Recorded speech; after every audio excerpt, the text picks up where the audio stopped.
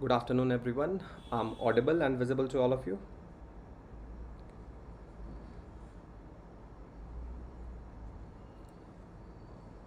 Please update me in the comment section.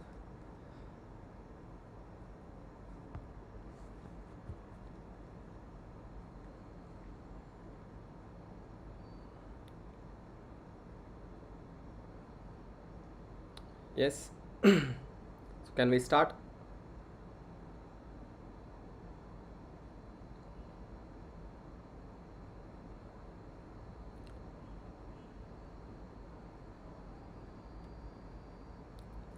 Okay, guys. So let's begin with the part one of pediatrics. Okay. We'll see how much we'll be able to cover. Okay. So let's begin with the first question. We'll be having the same question, followed by that we'll go with the discussion. Okay. So starting with the first question. A 3-day old term newborn present with a yellowish discoloration of the skin and the sclera. The baby is otherwise active, feeding well, and has a normal stool and urine output. The serum bilirubin levels are 10 mg per deciliter with predominantly unconjugated bilirubin. What is the most likely diagnosis? What is the most likely diagnosis? Okay, so the question from the neonatal jaundice. Okay, and you might have already studied about physiological jaundice, about a pathological jaundice, about a breast milk jaundice or breastfeeding jaundice. Okay, so the main two one are the pathological jaundice and the physiological jaundice. Okay, so what will be be the answer of the given question? Yes, so let's discuss about the jaundice first. Okay, chale. Now how do we define this neonatal jaundice? So when the bilirubin levels, it's defined when the bilirubin level is more than 5 mg per deciliter. Okay, so it's defined as bilirubin levels more than 5 mg per deciliter, not the normal one. It is a neonatal jaundice. Please do remember, guys, that we call as a neonatal jaundice. Okay, followed by that we have two types. We have physiological jaundice and a neonatal jaundice. Okay, now if we talk about the differences between the physiological jaundice and the pathological jaundice, the onset of the physiological jaundice, it appears after 24 hours of life.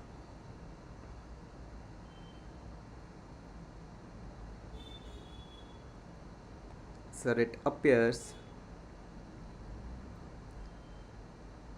after 24 hours of life. Okay, usually on the second and the third day. Okay, if we talk about a pathological jaundice, it appears within 24 hours. It appears within 24 hours of life.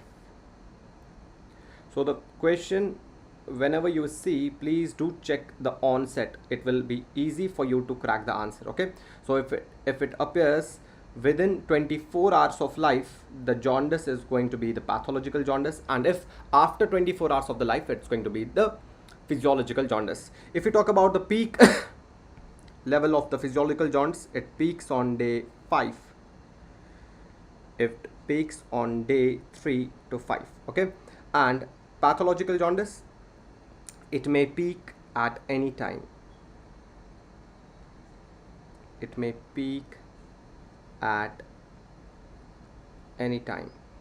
It may peak at any time. Followed by that, if we talk about the duration, the physiological jaundice, it resolves by 1 to 2 weeks. So it resolves by 1 to 2 weeks. Okay, but if it is term, 1 to 2 weeks. If preterm, up to 3 weeks. Okay, 1 to 2 weeks for the term, and preterm, so that's going to be 2 to 3 weeks. Preterm, that is going to be 2 to 3 weeks.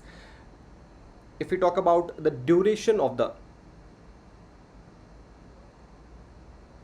if we talk about the duration of a pathological jaundice, it persists beyond the normal time. it persists beyond the normal time.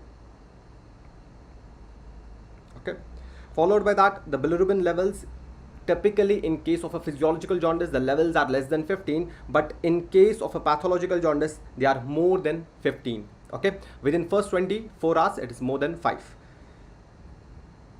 So they are less than or equal to 15 mg per deciliter, and here they are more than 15 mg per deciliter. Okay, and in the pathological jaundice the bilirubin levels they increase by more than 5 mg per deciliter every day. Clear? More than 5 mg per deciliter every day. If we talk about the cause of a physiological jaundice, the cause is going to be immature liver enzymes.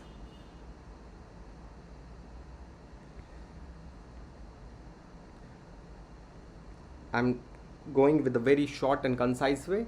There are multiple causes, and if we talk about a pathological jaundice, it can be hemolysis or infection.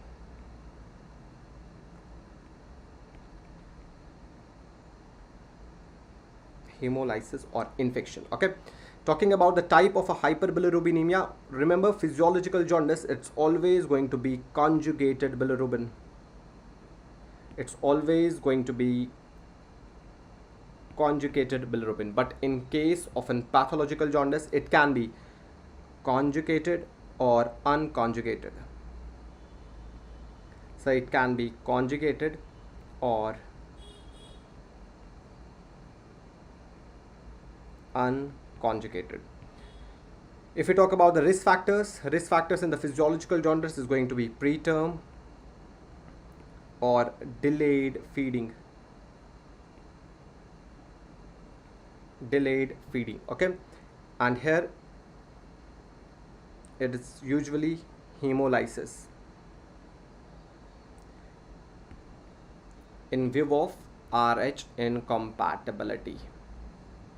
We have discussed in the obstetrics and gynecology about the RH incompatibility when there is an antibody against the red cell which results in the hemolysis. Further, there will be a antigen antibody reaction.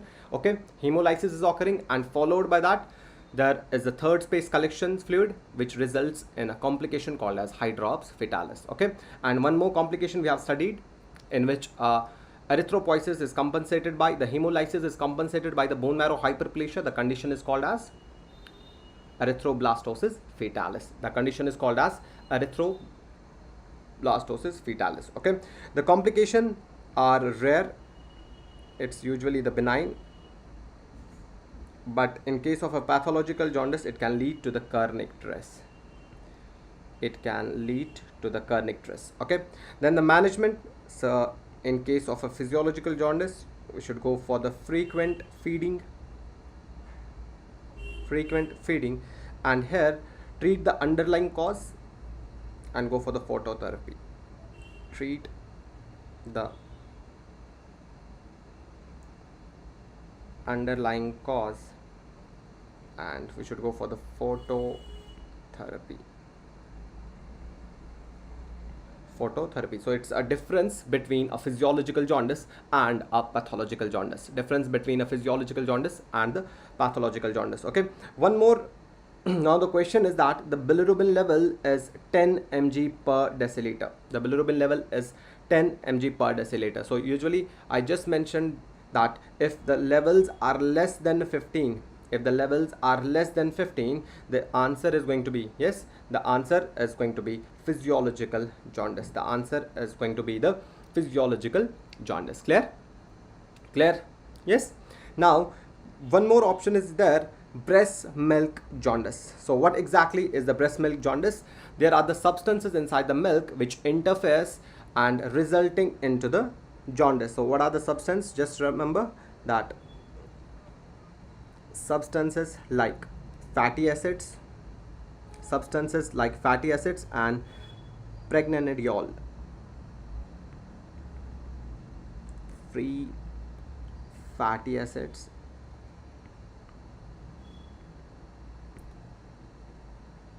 and pregnanidiol. they interfere with the breast milk and eventually lead to the jaundice. Okay, so they will interfere with the conjugation of the bilirubin and eventually lead to the jaundice. That is called as breast milk jaundice. I will write here, interferes with conjugated bilirubin.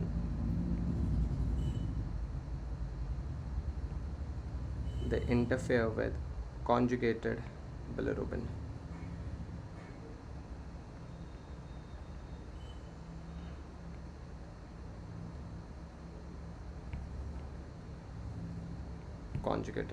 Is that clear?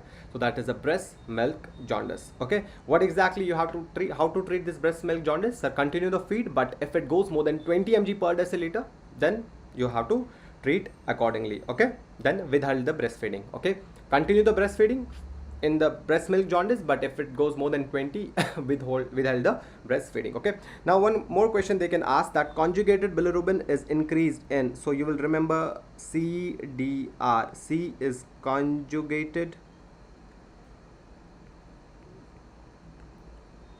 bilirubin. Okay, so remember D is Dubin-Johnson and R is Rotor.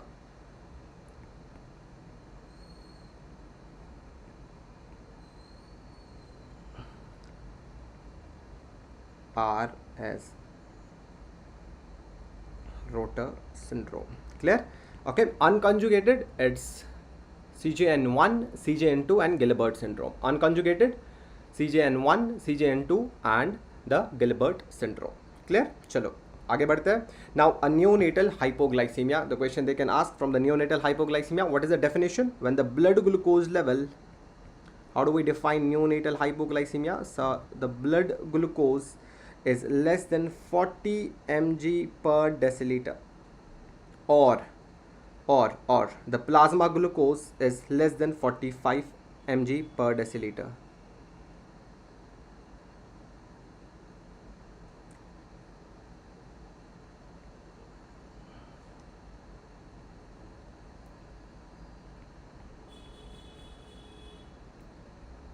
This is called as neonatal hypoglycemia. WHO definition says, as per the WHO, it is less than 45 mg per deciliter blood glucose. Less than 45 mg per deciliter blood glucose. Okay. Now, talking about the clinical features of a patient, of a neonate having a hypoglycemia, baby will have most common clinical feature is going to be tremors. Baby को क्या होगा? Tremors. Followed by that, there will be apnea.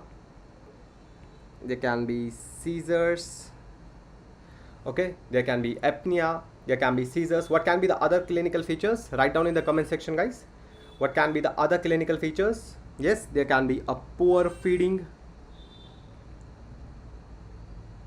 There will be a poor feeding and the baby will have increased sweating. The baby will have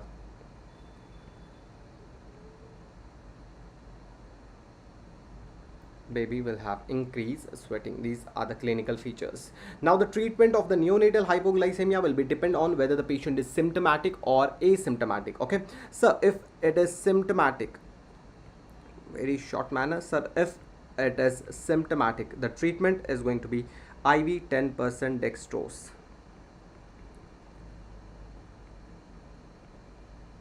IV 10% dextrose. Okay, if a patient is asymptomatic,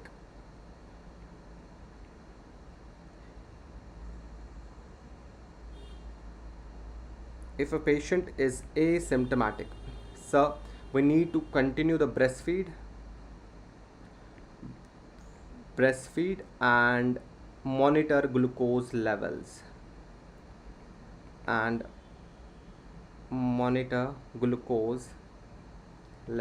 Okay, but if the glucose level is more than 20 to 40,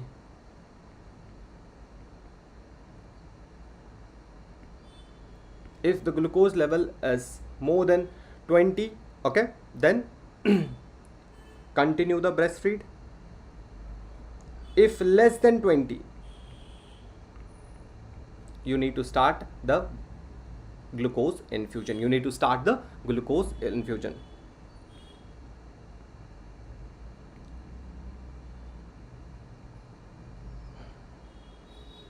You need to start the glucose infusion. That is about the neonatal hypoglycemia. So remember, the blood glucose levels less than 40 mg per deciliter. Okay, as per the WHO definition, it is less than 45 mg per deciliter. Most common clinical feature is going to be tremors. Okay, what are the other features? Patient is going to have an apnea, seizures, poor feeding, and increased sweating. Okay, treatment, we have to give IV 10% dextrose. If asymptomatic, if a patient is asymptomatic, then continue the breastfeed if the glucose level is more than 20 to 40 mg per deciliter. But again, if it is less than 20, start the glucose infusion. Start the glucose infusion. Clear? Clear, guys? Yes? Everyone in the comment section? Chale. Now next is going to be the treatment diagnosis for the pneumonia as per the latest guidelines. Okay, as per the latest guidelines, they can ask the question from this. Okay, now any child less than 5 years with fever and the respiratory symptoms comes. Okay, so first of all, define the fast breathing. Okay, define the fast breathing. So what is fast breathing respiratory rate? In less than 2 months, it is 60 per minute or more.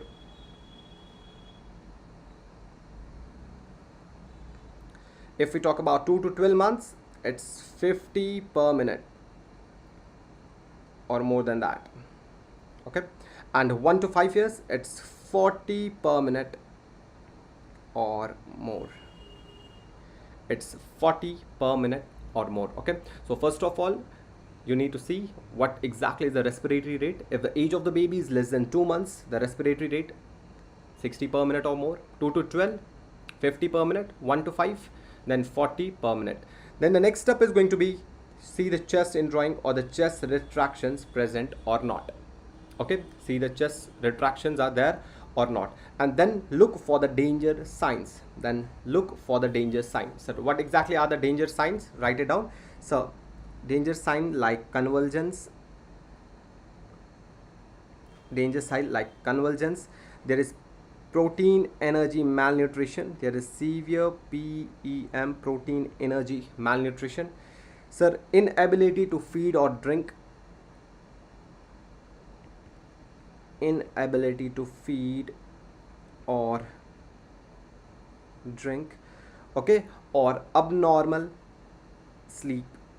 Okay, or a baby is lethargic, or the baby is lethargic. These are all the danger signs. These are all the danger signs. Okay, followed by that, then you can categorize whether the patient is having a severe pneumonia or a pneumonia or no pneumonia. Okay, then if there is any dangerous sign, or the chest indrawing or there is a stridor present, it will be categorized as a severe pneumonia or a very severe disease. So remember, if in a question it will be mentioned that a baby, a neonate, a baby is having a chest indrawing or the stridor, or the child is having a stridor, or any danger sign, whether it's convulsions, it's lethargic, it's severe protein energy malnutrition, or inability to feed or drink. Okay, these danger signs are present, you categorize it as a severe pneumonia. So what will be the treatment, sir, for the severe pneumonia? You have to give first dose of IV antibiotics. You need to give first dose of IV antibiotics. What are the antibiotics you will give as per the latest guidelines? Sir, ampicillin plus gentamicin. And then refer to the high center. Refer to higher center and make sure the child will go on the oxygen. Refer on auto. Okay, that will be the treatment for the severe pneumonia or a very serious disease. Okay, then if a baby is having the fast breathing, if a child is having fast breathing or sir chest indrawing, if is having a fast breathing or the chest indrawing, you categorize it as a pneumonia. You categorize it as a pneumonia. So what will be the treatment? Sir, you will give oral amoxicillin for 5 days.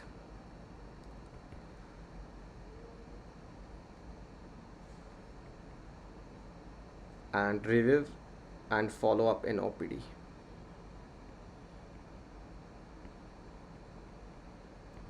You'll give oral amoxicillin, tablet amoxicillin for 5 days and follow up in OPD. Okay.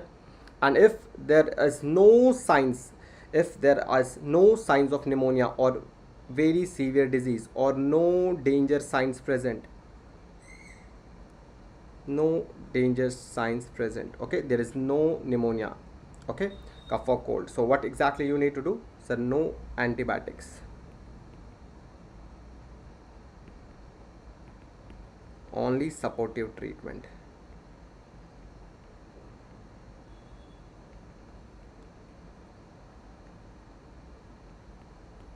No antibiotics, only supportive treatment. So first of all, guys, check whether the danger signs are present. Followed by that, do check whether the type of the pneumonia is going to be severe or pneumonia or the no pneumonia, depending upon the danger signs. If danger signs are there, treatment is going to be the IV antibiotics, ampicillin and gentamicin. If fast breathing or chest indrawing is present, categorize it as a pneumonia. So you'll be giving oral amoxicillin for 5 days and follow up in the OPD. And if there are no danger signs present, that is going to be no pneumonia, cough or cold, no antibiotics to be given. Okay, just the supportive treatment.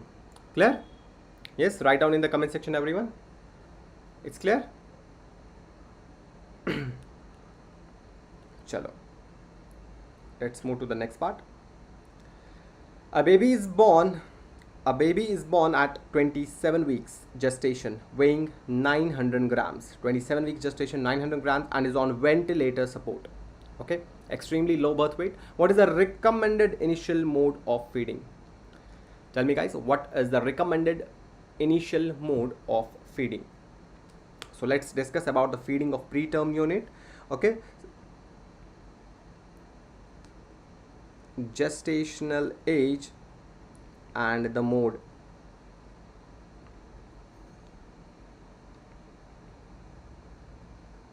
Gestational age and mode of feeding. Okay, first, if it is less than 28 weeks, if it's less than 28 weeks, IV fluids only. IV fluids plus minus total parenteral nutrition, TPN. IV fluids plus minus TPN. Okay, if 28 to 31 weeks,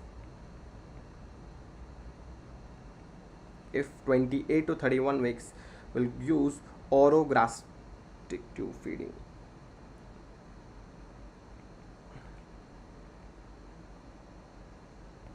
Okay, if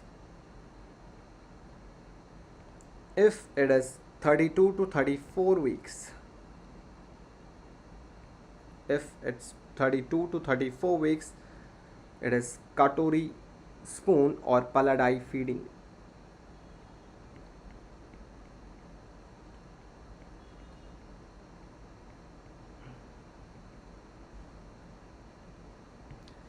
And more than 34 weeks,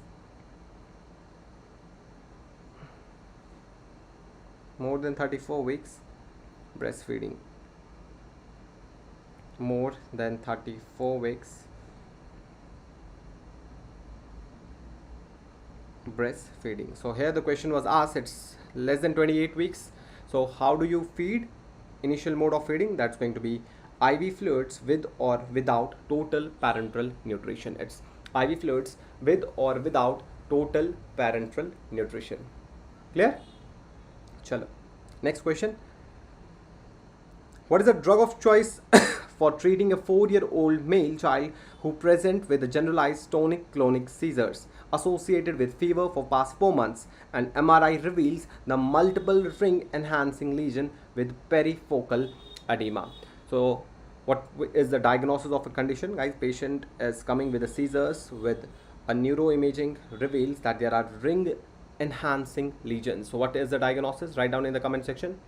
What is the diagnosis? Ring enhancing lesions. Very good. So the diagnosis is going to be neurocysticercosis.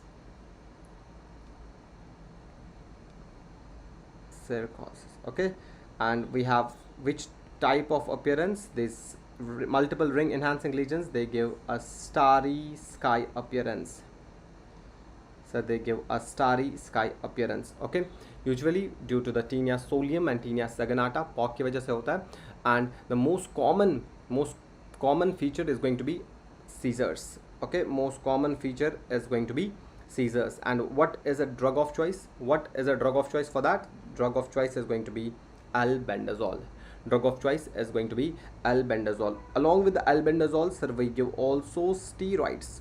We give also steroids which will decrease the inflammation. Okay, we give prednisolone or a dexamethasone which will decrease the inflammation. Okay, mebendazole, ivermectin and DC. DC usually is a main drug of choice for the filariasis along with the ivermectin. These AID are the 3 drugs that we use in filariasis. We have discussed that as well. So remember, for the neurocysticercosis, okay, the drug of choice is going to be the albendazole plus steroids. So steroids क्या करते हैं? Steroids will decrease the inflammation. Steroids will decrease the inflammation. चले.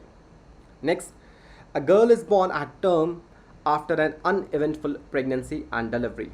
On examination, she is hypotonic, has a protruded tongue, low set ears, and upward slant to the eyes with epicanthal folds and a single palmar crease. On cardiac evaluation, what is the most common lesion expected in this syndrome? What is the most common lesion expected in this syndrome? So what is your diagnosis? So the diagnosis is going to be Down syndrome. All the findings, as per the findings, what is the diagnosis? So the diagnosis is going to be the Down syndrome. Okay, and the most common cardiac defect associated with Down syndrome is going to be endocardial cushion defect. That is going to be endocardial cushion defect. So let's discuss about the Down syndrome.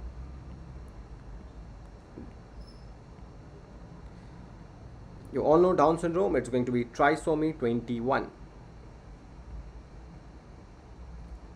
So trisomy 21. Okay, what are the features of a patient having a Down syndrome? First one, there is a growth failure, mental retardation. Okay, there are slanting eyes, epicanthic fold with short nose, congenital heart disease, and the most common one, as I've already said, the most common one is going to be endocardial cushion defect. Okay, endocardial cushion defect. Okay, and then patient can have umbilical hernia, diminished muscle tone, short hand and broad hands. Okay, there is a single palmar crease. Okay, along with that other features that the Down syndrome baby is having, these are more prone to some conditions like duodenal atresia. They are more prone to duodenal atresia or Hirschsprung disease.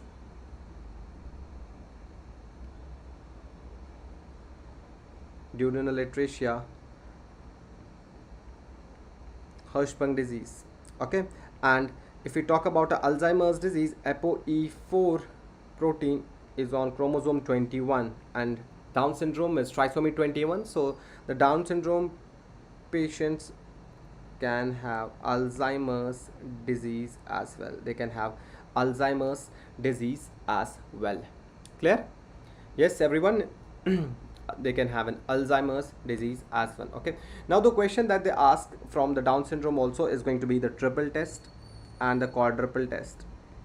Okay, what will be the levels of parameters of triple test in view of a Down syndrome and as well as a quadruple test? If we talk about the triple test, what are the parameters in the triple test? So we're going to check beta HCG. Okay, we have estriol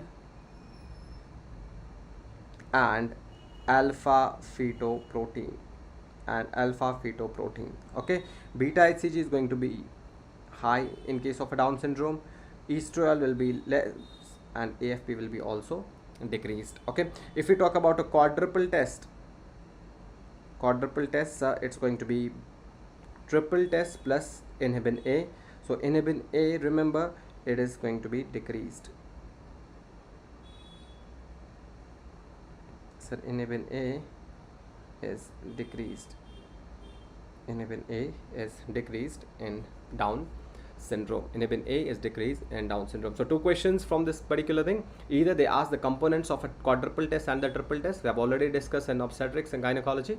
But here, do remember, in quadruple test of a Down syndrome, beta HCG is increased, rest all are decreased. Rest all are decreased. Clear? Chale, next question. A 6-year-old boy present with an abdominal pain and non-blanching palpable purpura over the lower limbs and the bloody stools. There is a mild joint swelling. Urine shows the microscopic hematuria and the platelet count is normal. Okay. So what exactly is your diagnosis? So see, these are the purpura present. A baby is coming with a purpura over the lower limbs, and baby is having a hematuria as well. There is joint pain or joint swelling as well, but remember the platelet count is normal, so that means it is a non-thrombocytic purpura. क्या है ये sir? It's a non-thrombocytic purpura. So which type of vasculitis? It's going to be Hinoch Schonlein purpura, HSP. Okay, it's going to be HSP. Now let's discuss about the HSP. First of all, sir, this HSP, it's going to be most common. It's going to be most common vasculitis in pediatric age group.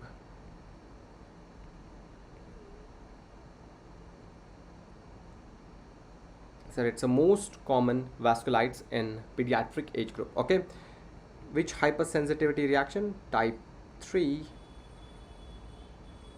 hypersensitivity reaction.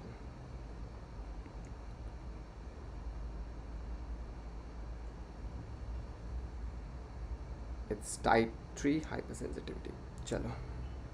Okay, now if we talk about the clinical features, remember, if we talk about the clinical features, sir, out of the following at least one should be present. Okay, what are the features? We have arthritis or arthralgia,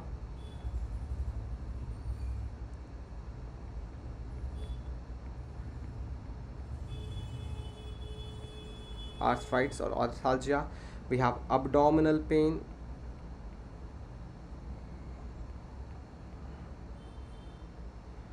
okay, there should be renal involvement, hematuria, okay, and any biopsy shows IgA presence, shows IgA deposition. So do remember, guys, any palpable purpura, okay, palpable purpura, along with that one should be present, either arthralgia, abdominal pain, hematuria, and biopsy should show the IgA deposition. Biopsy should show the IgA deposition. Your answer is going to be the HSP. Your answer is going to be the HSP. Okay, one important hint that they can mention in the question, that platelet is normal. So platelet count is normal. That's why I have mentioned that this is a non-thrombocytic purpura. This is going to be the non-thrombocytic purpura. And what exactly is the reason for this purpura? The purpura, it is due to vasculitis. So purpura due to vasculitis. Purpura due to vasculitis. Clear? Purpura due to vasculitis. Is that clear? Is that clear to everyone? Please update in the comment section, guys. Chale.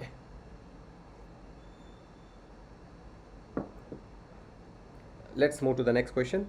A child present with a bilateral conjunctivitis peeling of skin and fever since 5 days. What is the likely diagnosis? Very easy one. Bilateral conjunctivitis, skin, fever for 5 days. It's going to be the Kawasaki disease. It's going to be the Kawasaki disease. So let's discuss what exactly is a Kawasaki disease. Okay, it's Kawasaki disease. It's also known as mucocutaneous lymph node syndrome.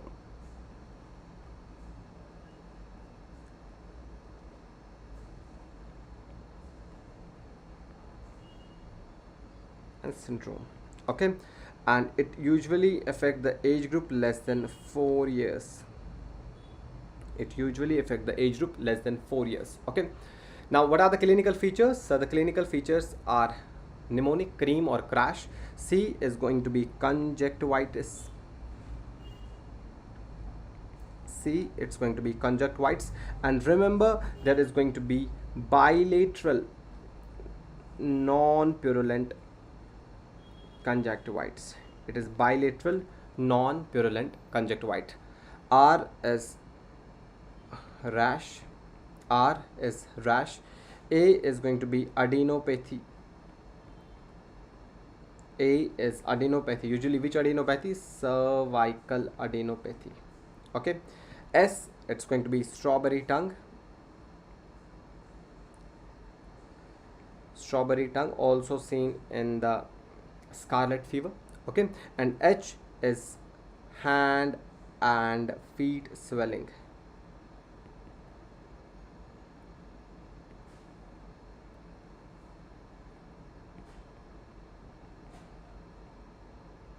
Edema. Is that clear? So that is going to be the features of Kawasaki disease. And do remember that along with this, patient is going to have a fever more than 5 days.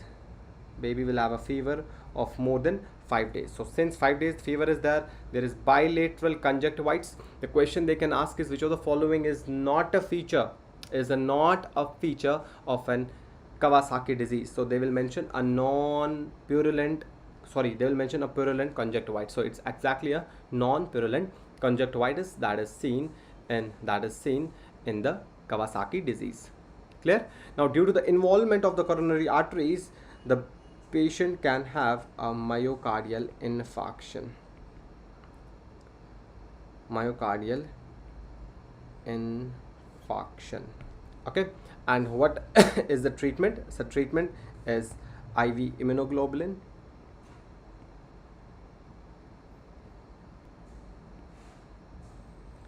Treatment is IV immunoglobulin and aspirin. IV immunoglobulin and aspirin. Okay, and if IVIG is not working, then we can go for the steroids, and it's the only condition in children where we are giving the aspirin. Okay, otherwise aspirin causes Ray's syndrome. Aspirin causes Ray's syndrome. Okay, now the image that they can ask from the Kawasaki disease. The first one, image A, it's a mycopapular rash.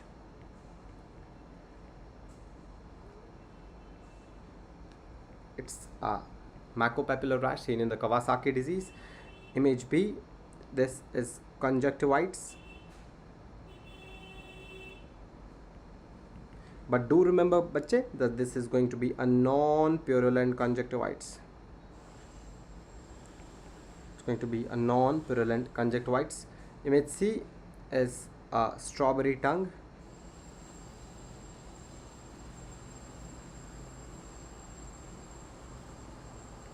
Okay, then followed by that we have feet swelling. Okay, plantar erythemas and palmar erythema. Okay, feet and hand swelling, edema, plantar and palmar.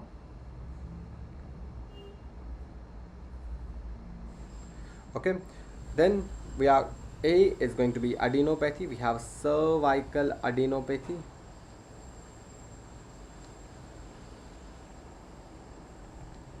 Cervical adenopathy. Okay, here you can see, guys, coronary artery, and here the most common complication, that is going to be coronary artery aneurysm. Okay, if the question is what is the most common complication in the Kawasaki disease, your answer is going to be coronary artery aneurysm. Okay, coronary artery aneurysm. And followed by that, the last one, guys, we can have a peripheral artery aneurysm.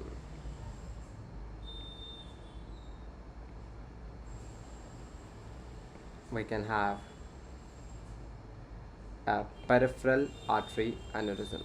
Okay, so these are all the features of a Kawasaki disease. Remember, guys, the treatment is going to be IV immunoglobulin. If that is not working, then we can give the steroids. Along with that, aspirin. Okay, so what are the features? We are having conjunctivitis, rash, adenopathy, strawberry tongue, and the edema. So do remember HSP and the Kawasaki disease, vasculitis. Next question, which of the following is not typically associated with congenital hypertrophic pyloric stenosis, CHPS? So the pediatric surgery question, guys, which of the following is not typically associated with congenital hypertrophic pyloric stenosis? Yes, write down in the comment section answer.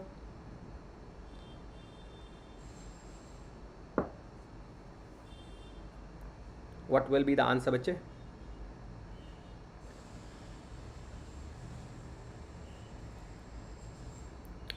Chale, let's discuss about the CHPS. Okay, so what is CHPS? Sir, it's a hypertrophy of the pylorus.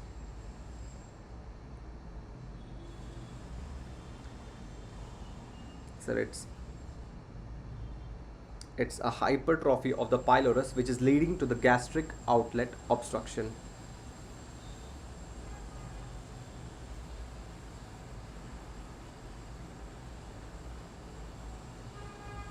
Leading to the gastric outlet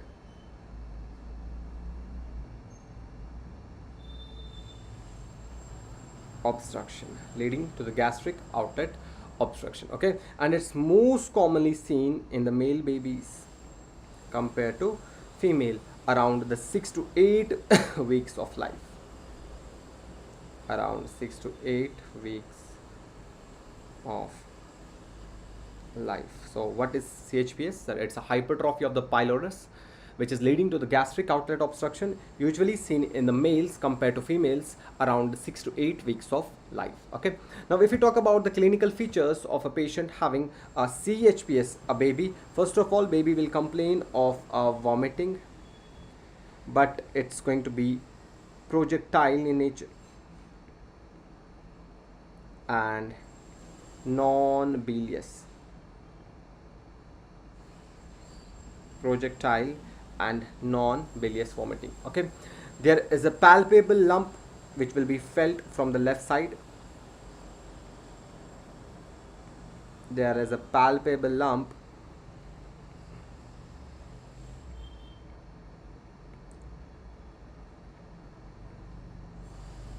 felt from left side. That's why in questions they will mention olive mass.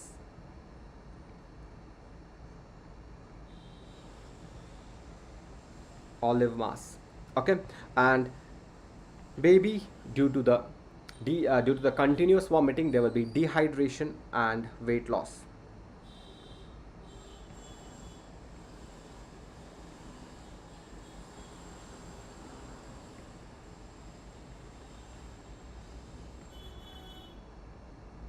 There will be dehydration and weight loss, and there will be a visible gastric peristalsis. Will be visible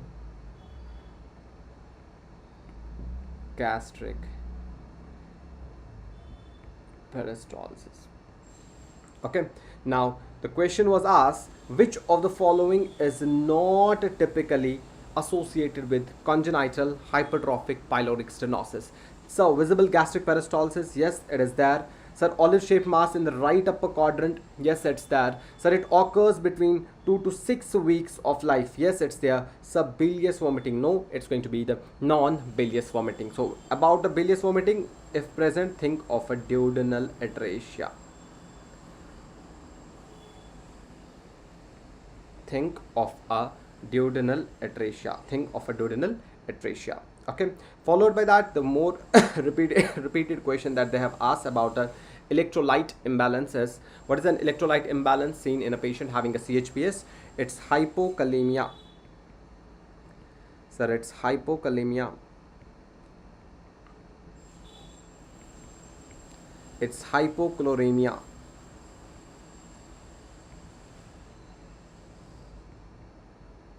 Hypokalemia, hypochloremia, metabolic alkalosis.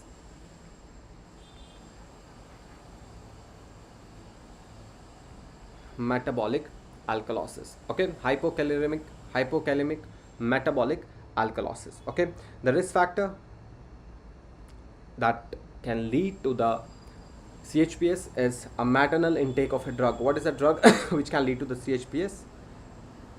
Maternal intake of a drug belong to the class macrolides. It is erythromycin. So maternal intake of erythromycin. Maternal intake of erythromycin. Maternal intake of a drug erythromycin, because erythromycin can lead to the CHPS. Okay, for the diagnosis we are going for USG abdomen, and USG is the investigation of choice as well. Okay, and the sign that is seen in CHPS, it's like a donut, so this sign is called as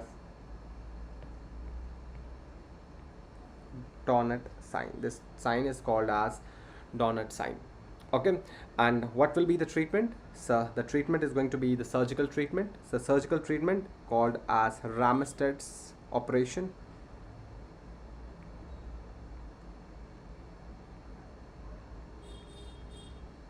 Ramsted's operation, and we should give IV fluids. Okay, normal saline with added potassium, because patient is having hypokalemia as well. Patient is having hypokalemia as well. Clear? So this is all about the CHPS. Okay, one more thing guys, they can mention what is the thickness of the pyloric muscle, because there is a hypertrophy. It is more than or equal to 4 mm. Okay, and the length of a canal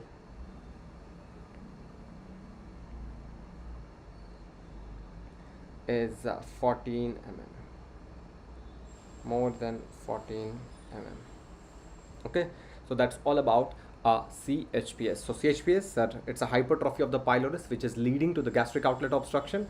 The clinical features of a non-bilious vomiting around 6 to 8 weeks of life, and the palpable lump which is a olive mass, and there's a visible gastric peristalsis. Okay, the electrolyte imbalance, the question that they've asked, the metabolic alkalosis with hypokalemia and hypochloremia.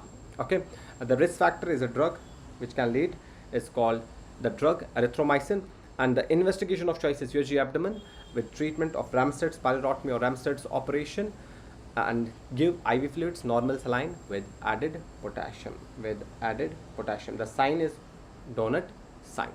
Okay, let's move to the next question guys. A newborn has the following findings at 1 minute after the birth: heart rate of 120 beats per minute, weak cry, some flexion of extremities, acrocyanosis, and grimace when stimulated. What is the Apgar score? Now tell me in the comment section guys, what is the Apgar score for the patient? Okay, the heart rate is 120 beats per minute. Okay, along with that, the weak cry, there is some flexion of the extremities, there is acrocyanosis, and grimace when stimulated. So tell me what exactly is the Apgar score. Okay, now you already know guys, this Apgar score, it's a prognostic score. Okay, number second thing is, it is done at 1 minute and 5 minutes of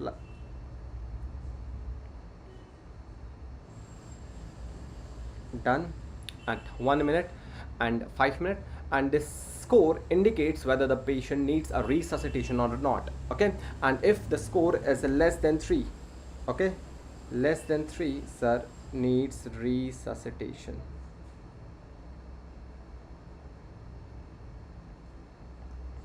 Sir, needs resuscitation. Okay, so let's understand what exactly is the Apgar score first, and then we go. Okay, now in Apgar score, if we talk about the first appearance, if we talk about the appearance, the score of 0 if it is bluish gray or pale skin.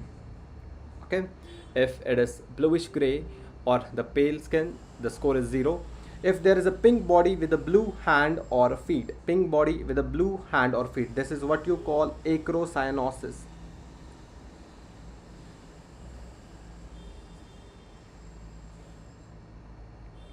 Acrocyanosis, the score of 1. Okay, entire body is pink, you give a score of 2. Entire body is pink, we give a score of 2. Okay, then if we talk about the pulse, okay, if no pulse, the score is going to be 0. No pulse, score is 0. If it is 100 beats per minute, if it's 100 beats per minute, score of 1. If it's at least 100 beats per minute or more, the score of 2. The score of 2. Followed by that, if we talk about the reflexes, if there is no response, is 0. If there is some reflexes, grimace, it's 1. If there is cry, away or sneeze, it's going to be score of 2. It's going to be score of 2. If we talk about the activity and the muscle tone, okay, weak movements, it's score 0. Some movements of the arms and legs, it's going to be score of 1. And active movement, it's going to be score of 2. Then talking about a respiration, do remember bache, it is not the respiratory rate, it is a respiratory effort in Apgar score. First question they can ask, which of the following is not a parameter of an Apgar score? It is a respiratory effort. Remember, it's respiratory effort, not the respiratory rate. It's a respiratory effort, not the respiratory rate. Okay, chale. Now, sir, if not breathing, the score of 0.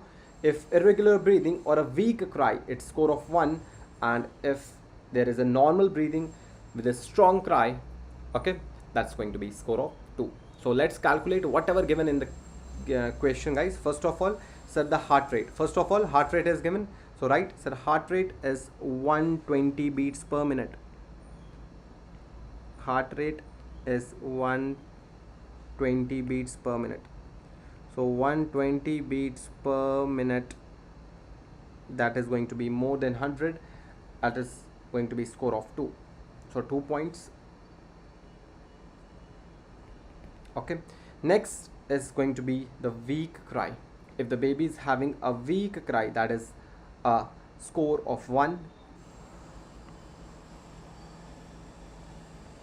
Weak cry, that will give you the 1 point. Okay, followed by that, there is some flexion of the extremities. Okay, there is some flexion of the extremities, again that is going to be 1 point. Some flexion of the extremities, some movement, that is going to be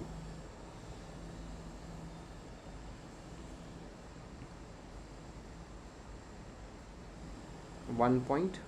Okay, followed by that, there is pink acrocyanosis, that is pink body with blue hand or feet. Again, acrocyanosis will have a 1 point.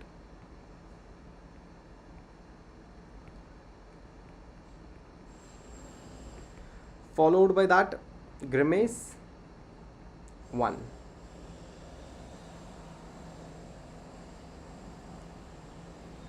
So the total of 6. So the Apgar is 6. So the Apgar score of a given scenario is 6. So calculate. First see whether the heart rate is no pulse, 0. It's under 100, it's 1. And if it is above 100, it's going to be 2. Then the appearance, if bluish gray or pale skin, that's going to be 0. Pink body or the acrocyanosis is going to be 1. If the entire body is pink, that's going to be 2. Okay. Followed by that, the activity muscle tone, If there is a weak moment, 0, some flexion, some moment is 1, and active moment is going to be 2. Remember, it's a respiratory effort, not the respiratory rate. It's a respiratory effort, not the respiratory rate. Clear? Now this image, it's going to be the Shakir's tape.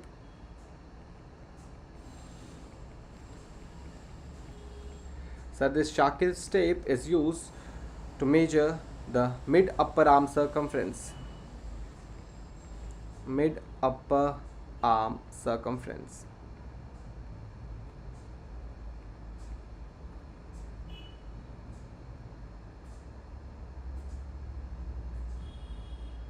Mid-upper arm circumference. Okay, and this Shakir's tape, it gives me about the growth and the nutritional status of a child.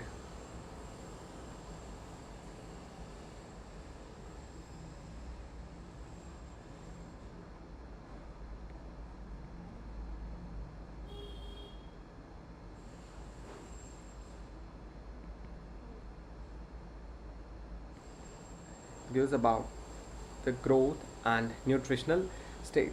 Okay, and it's usually used by the field workers, okay, to assess the nutritional status. It has 3 colored zones. It has a red zone, it has yellow zone, and the blue zone, and the green zone. Okay, we have red zone, yellow zone, and we have the green zone. Okay, so the red zone is when it's less than 11.5 centimeter. Okay, yellow zone, it is 11.5 centimeter to 12.5 centimeter, and green zone, it's going to be more than 12.5 centimeter. It's going to be more than 12.5 centimeter. Red zone, it's malnourished child or undernutrition.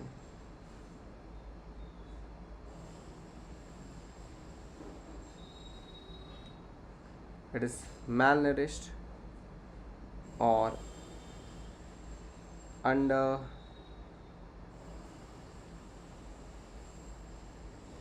nutrition. Yellow zone, it is borderline nutritional status, and green zone, it is a normal nutrition.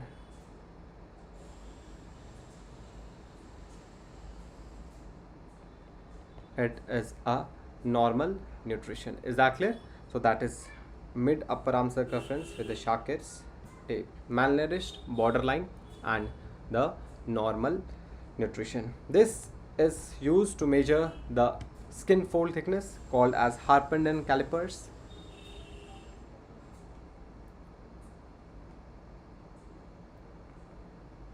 Harpenden calipers. Okay, it's used to measure the skin fold thickness. Skin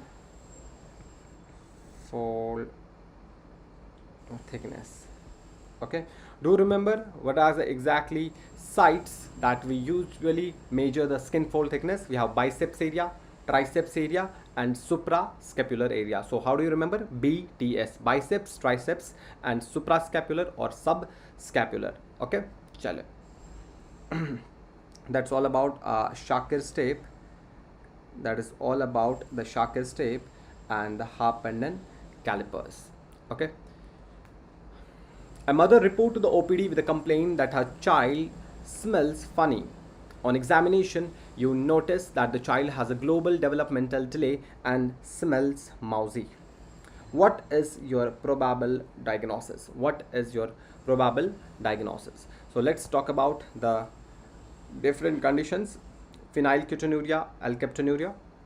Okay, and if the child is smelling the mousy odor, if there is a mousy odor, that's going to be, yes, write down in the comment section, that's going to be phenylketonuria. That's going to be phenylketonuria. Okay, now let's understand what exactly is a phenylketonuria. So it is due to the deficiency of So phenylketonuria is due to the deficiency of an enzyme phenylalanine hydroxylase.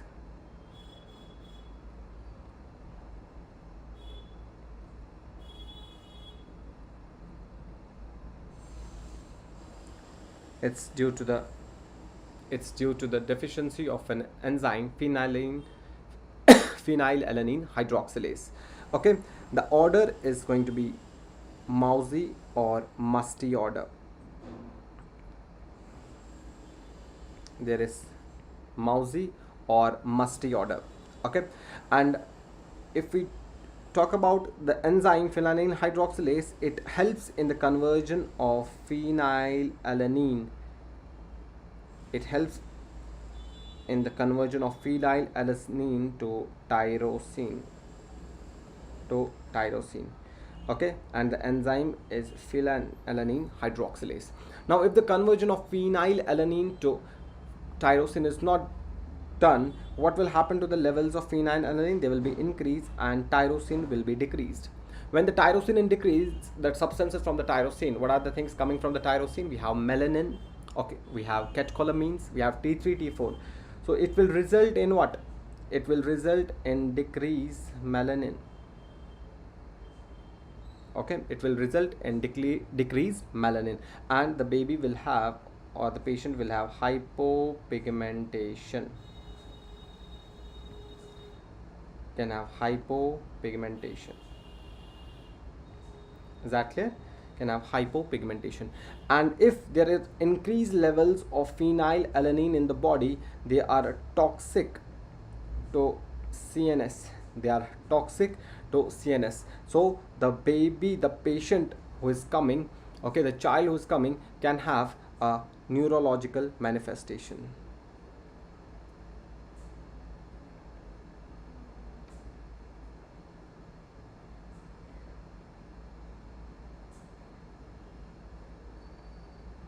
Child can have the neurological manifestation. Okay, so remember what will be the treatments, sir? Low phenylalanine diet and tyrosine supplementations. What will be the treatment for this condition?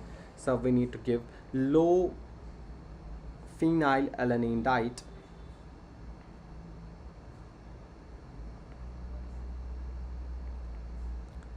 and tyrosine supplementation.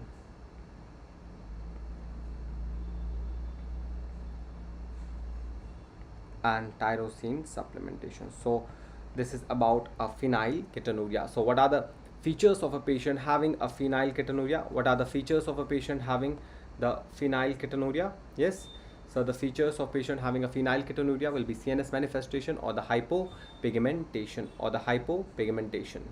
Clear? Chale, next one is alkaptonuria. You already know about this alkaptonuria as well. So alkaptonuria is due to the deficiency of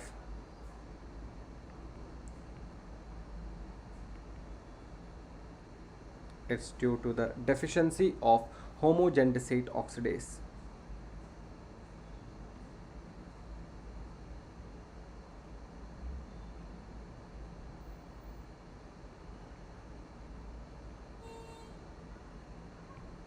Homogentisate oxidase.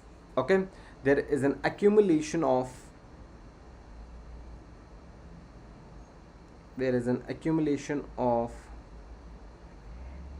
homogentic acid, which will further lead to the blue black pigmentation of sclera. Blue black pigmentation of sclera and cartilage.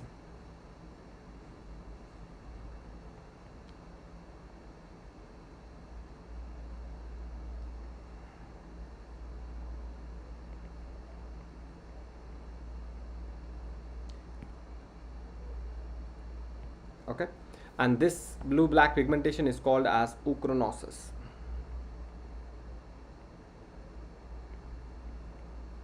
Clear? Chale. So there is an accumulation of a homogentisic acid which will lead to the blue black pigmentation of a cartilage and sclera called as ochronosis. Okay, called as ochronosis. And On standing, there will be the darkening of urine. So right, darkening of urine on standing is a feature of darkening of the urine on standing. So it's a feature of alkaptonuria. It's a feature of alkaptonuria. It's a feature of alkaptonuria. Is that clear? Yes. So remember, the smell mousy odor with a global development delay, it's going to be the phenylketonuria. Okay, now other things, guys, if we talk about the tyrosinemia, okay, if you talk about the tyrosinemia, the smell is of the body odor is boiled cabbage odor.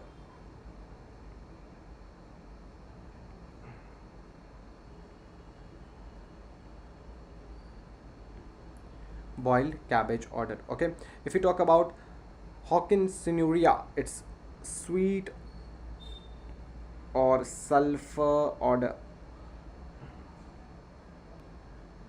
Sweet or sulfur odor. Okay, if we talk about hypermethionemia, it's a fishy odor.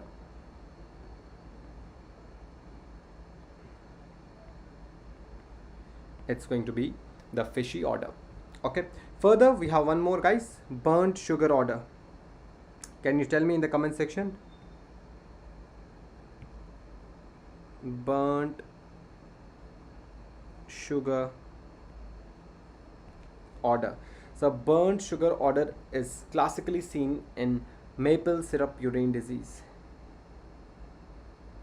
Maple syrup urine disease. Okay, and what is an enzyme deficient? What is an enzyme deficient? So the enzyme deficient is branched alpha keto acid dehydrogenase. That is branched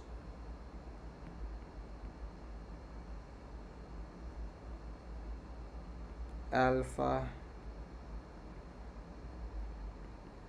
keto acid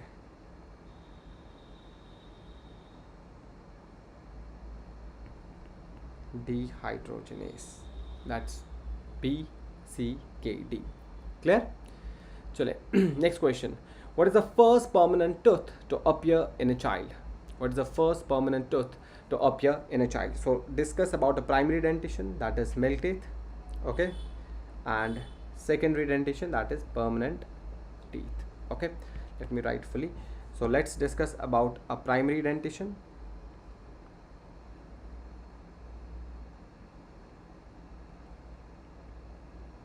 Milk teeth, and the secondary dentition, which is permanent teeth. Okay, if you talk about the onset, it begins, the primary dentition begins at 6 to 7 months. Okay, the secondary, it begins by 6 years. It begins by 6 years. Okay, if you talk about the first tooth, that is a lower central incisor.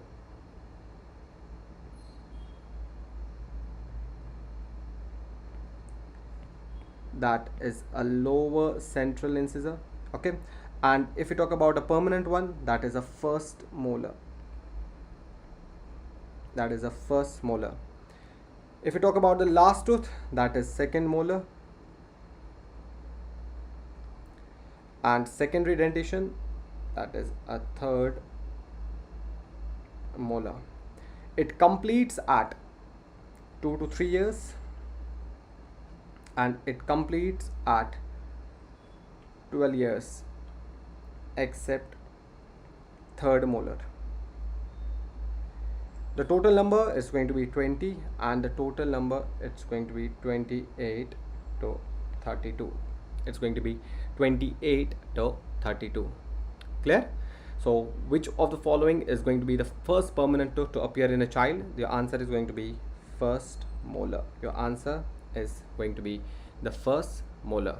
Okay, clear? Let's move to the next question, guys. A child was brought by his mother complaining of a multiple episodes of loose stools. Also complained of drowsiness, lethargy. Skin pinch was going back very slowly. The child did not accept the breastfeeds. what is the class of dehydration? What is the class of dehydration? So let's discuss about the class of dehydration, whether it is going to be a severe dehydration, it's going to be some dehydration, or it's going to be a no dehydration.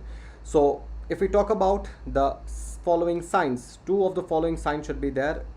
We can categorize this under the severe dehydration. If there is unconscious or the lethargic baby, there are sunken eyes, baby is not able to drink or drinking very poorly, and the skin pinch goes back very slowly, you categorize it under the severe dehydration. Okay, then if there is restlessness or irritable, drunks eagerly and is thirsty, skin pinch goes back slowly, it's going to be some dehydration. It's going to be some dehydration.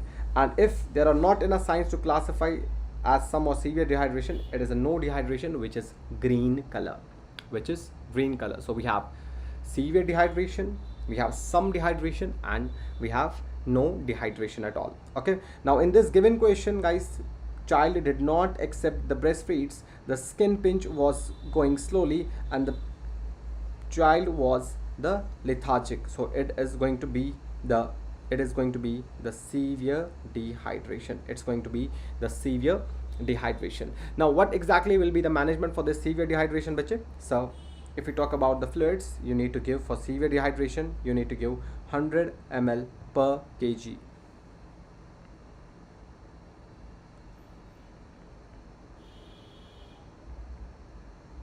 Over 4 hours, we need to give 100 ml per kg over 3 to 6 hours. Let me try. Over 3 hours or 6 hours. So if the age is more than 1, then it's going to be 3 hours. If the age is less than 1 year, it's going to be the 6 hours. Okay, followed by that, so what will be the management for the some dehydration? Give fluid 75 ml per kg, okay, for 4 hours, and give ORS or IV fluid. Give ORS or IV fluid. Okay, we need to give zinc supplementation as well. How much zinc you need to give, guys? If we talk about the zinc supplementation,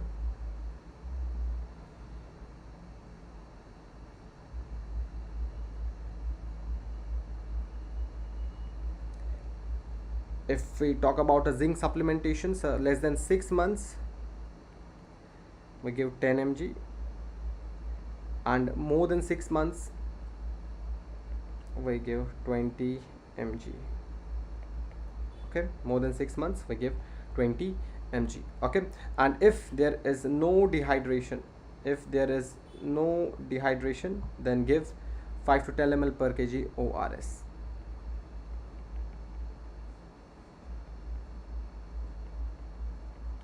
5 to 10 ml per kg ORS. Clear?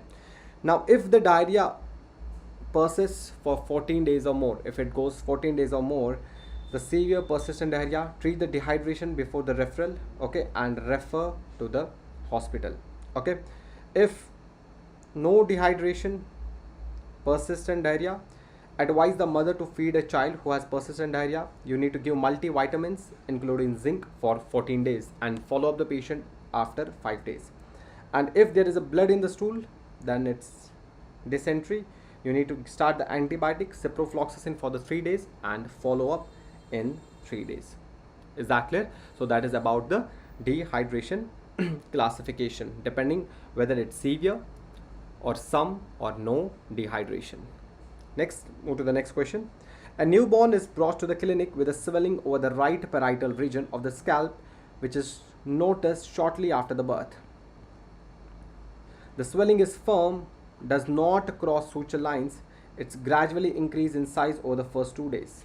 There are no signs of discoloration or bruising on the overlying skin. The baby is otherwise active and feeding well. What is the most likely diagnosis? What is the most likely diagnosis? Okay, so let's discuss about the two conditions, caput succedaneum and cephal hematoma. Caput succedaneum and cephal hematoma.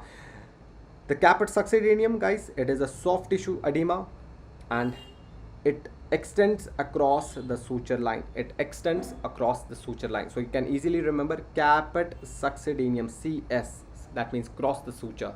Okay, if it does not cross the suture, that is going to be cephal hematoma or cephal hematoma. What is cephal hematoma, guys? So cephal hematoma, it's a collection of the blood between the periosteum and the skull. It is the collection of the blood between the periosteum and the skull. Okay, caput succedaneum, it's present at birth.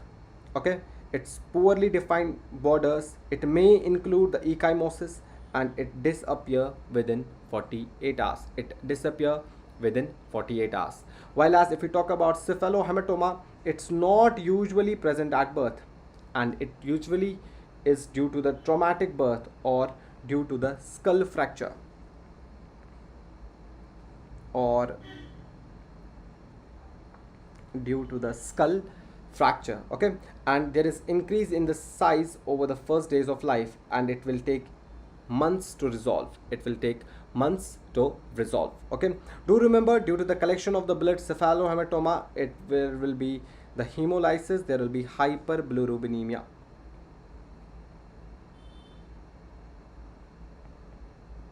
That means jaundice is present in cephal hematoma. Jaundice will be there in cephal hematoma.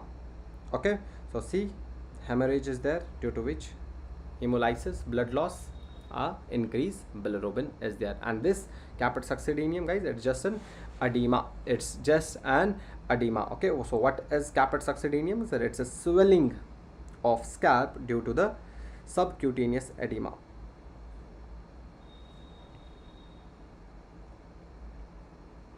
Swelling of the scalp due to the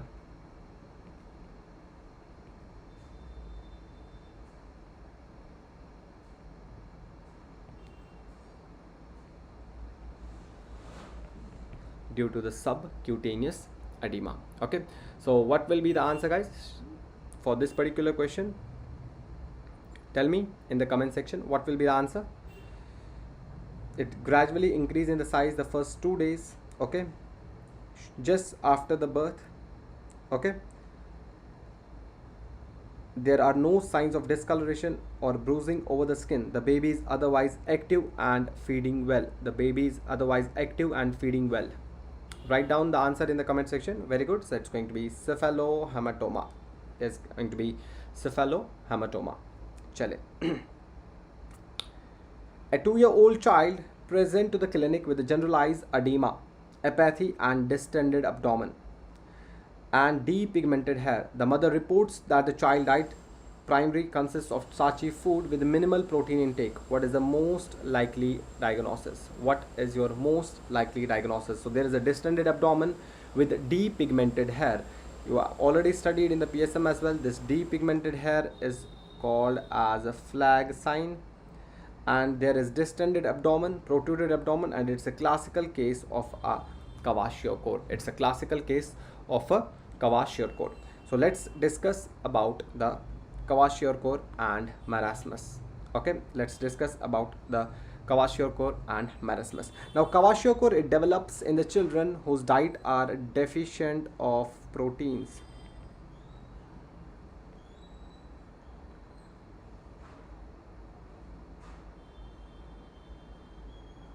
It develops in the diet deficient of proteins.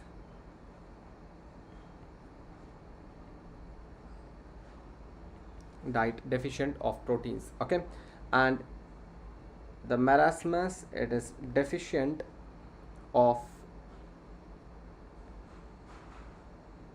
proteins and calories.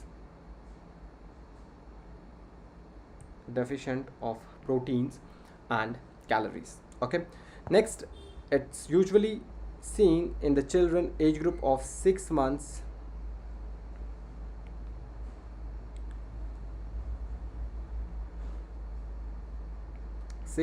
to 3 years. 6 months to 3 years of age, and it usually is seen in marasmus, usually is seen in infants under 1 year.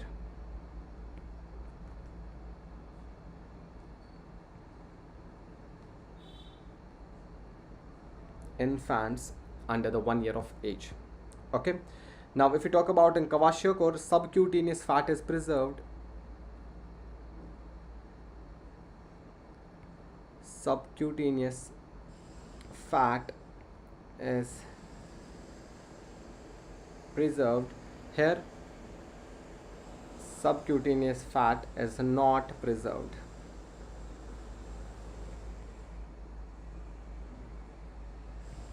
Here subcutaneous fat is not preserved. Okay, kwashiorkor edema is present.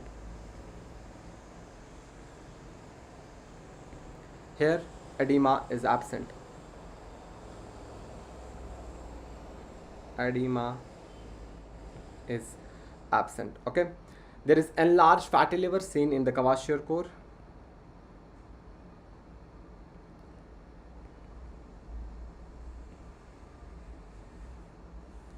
Enlarged fatty liver seen in the kwashiorkor, and in marasmus there is no fatty liver. Muscle wasting is mild. Muscle wasting mild. Here we have more muscle wasting.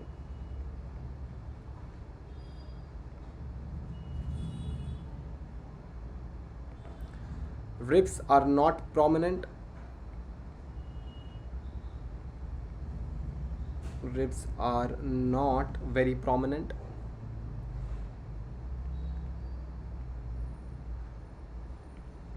Here ribs are prominent.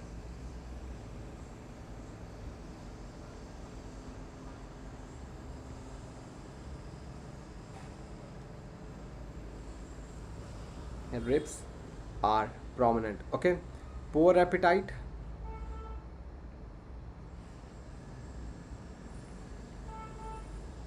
It's voracious feeder. The last one, guys, so baby is lethargic.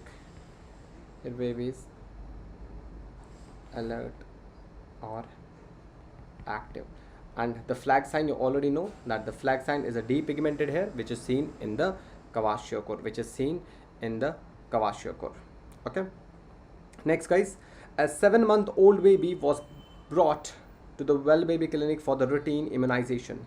He has a weight for height less than 2 standard deviation below the median. What is the most likely diagnosis? So we have discussed weight for height, WHA, weight for height. A is acute malnutrition. A is acute malnutrition. So let's discuss about the formulas: acute, chronic, and undernutrition. If there is decreased weight for age, if there is decreased weight for age, that is going to be acute plus chronic undernutrition.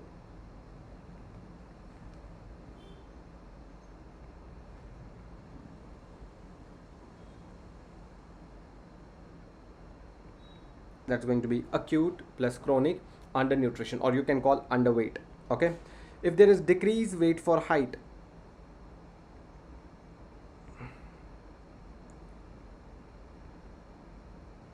if there is decreased weight for height, that is acute malnutrition. That is acute malnutrition, also called as wasting. Okay, and if there is decreased height for age,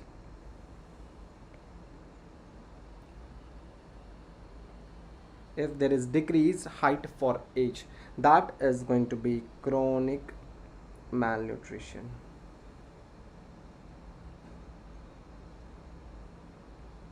That is going to be chronic malnutrition, which is also called stunting.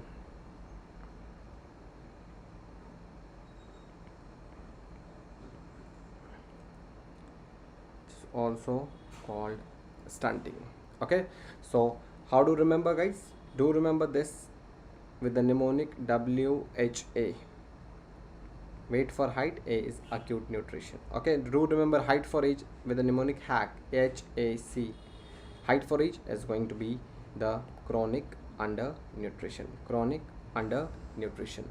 Okay, now we have a criteria for the severe acute malnutrition. Okay, anyone should be present.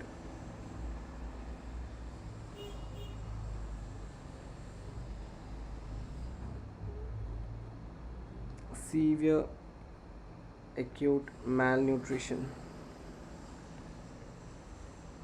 anyone should be there.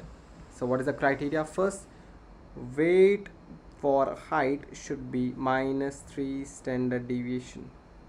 Okay, it should be less than -3 standard deviation. Followed by that, sir, mid upper arm circumference should be less than 11.5 centimeter. Okay, and third one, there should be bilateral pitting edema. There should be bilateral pitting edema. Okay, so that is about the severe acute malnutrition. That is about the severe acute malnutrition. Clear to everyone? Yes, clear to everyone? Chale. Okay, so let's take a small break and then we continue with the remaining questions. Then we'll continue with the remaining questions. Chale.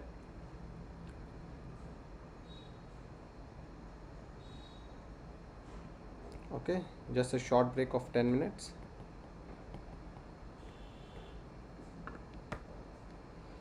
Then we'll continue.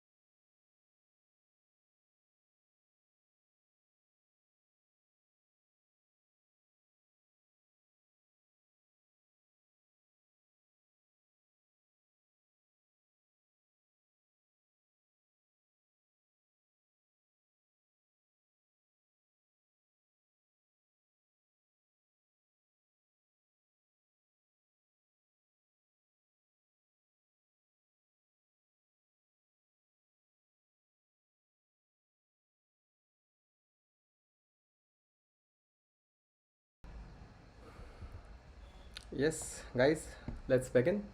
I'm audible.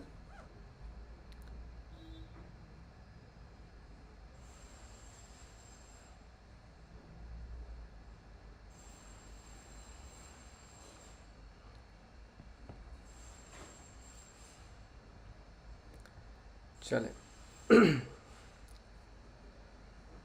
Next question.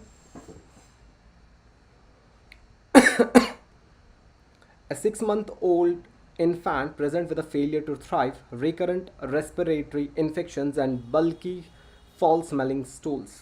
Okay. A sweat chloride test reveals the chloride level of 75 millimoles per liter. The normal is less than 40. What is the most likely diagnosis? Easy one, guys. What will be the most likely diagnosis? The most likely diagnosis is cystic fibrosis. The most likely diagnosis is cystic fibrosis. Okay, now let's understand what exactly is cystic fibrosis. So cystic fibrosis, it's due to the failure of it's due to the failure of chloride transport. It's due to the failure of chloride transport. Okay, so there is a gene mutation. Which gene mutation? So there is CFTR gene mutation at delta 508F. Okay, and due to the gene mutation there are thickened secretions. There are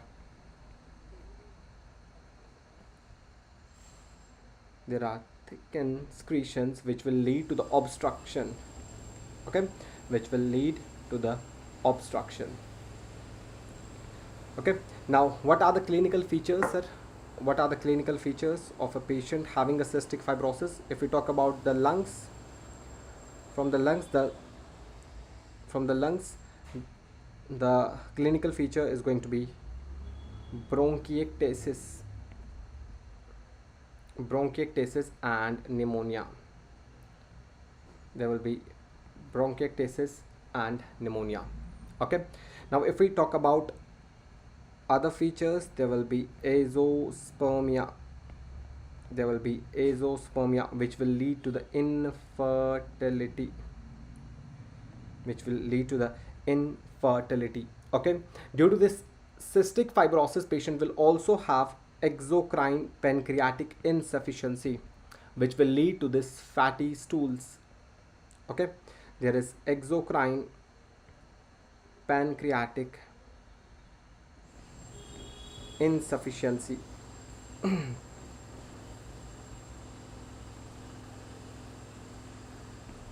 So patient can have sinusitis as well. Okay, now due to this exocrine pancreatic insufficiency, there is a malabsorption. That's why we have fatty stools.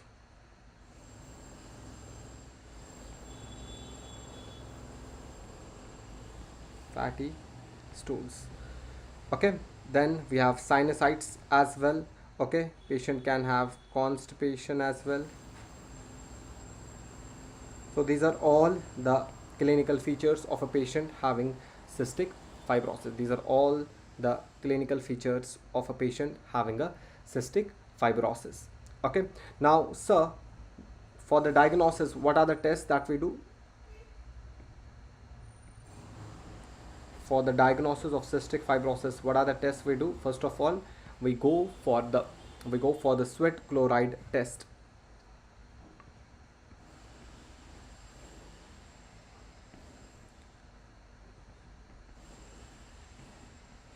We go for the sweat chloride test. Okay, we go for the gene testing, CFTR. We go for the gene testing, bache. Which gene? CFTR. Okay, and for the pancreatic insufficiency, we go for stool elastase.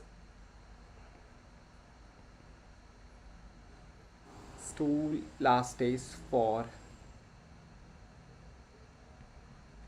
pancreatic insufficiency. Stool elastase for pancreatic insufficiency. Clear? Now if we talk about the treatment, now as there is a thick secretions, thick mucus over there, so what will be the treatment? We need to give a drugs which will break this mucus. So the drugs called as mucolytics. Okay, so for the treatment, sir, we'll give a drugs. Okay, we'll give ivacaftor chloride transporter, ivacaftor, sir, or lumacaftor, or we can give the bromhexine or NAC. What is NAC? Sir, N-acetylcysteine. They will break the mucus. So we give a chloride transporter, ivacaftor, lumacaftor, or we can give a drug bromhexine or N-acetylcysteine or N-acetylcysteine. Is that clear? Is that clear? Yes. Chalo. So sweat chloride test, guys, it is usually a screening test, and if the investigation of choice is asked, your answer should be the gene testing CFTR. Your answer should be CFTR. Okay, in neonates we use one test, okay, trypsinogen, immunoreactive trypsinogen. Okay, that is in the neonates. So in neonates, immunotrypsinogen, number one. Number second, guys, for screening, sweat chloride test, and investigation of choice is gene testing CFTR. That is going to be CFTR. Clear? Chale. So that's about cystic fibrosis. Next one, a syndrome, Turner syndrome. It is monosomy 45XO. Okay, few questions that they can ask from a Turner syndrome. So let's learn about the features of the Turner syndrome first, guys. The Turner syndrome, it will be a short stature with a broad chest or the shield chest with widely spaced nipples. Okay, there will be short fourth metacarpal. Okay, there will be a pubertal failure because of the streak ovaries, because of the streak ovaries. Okay, along with that, the congenital heart defect will be there. And if the question will be most common congenital heart defect associated with Turner syndrome, your answer is going to be, write down in the comment section what will be the answer, guys. Most common congenital heart defect associated with the Turner syndrome, it's going to be bicuspid aortic valve stenosis.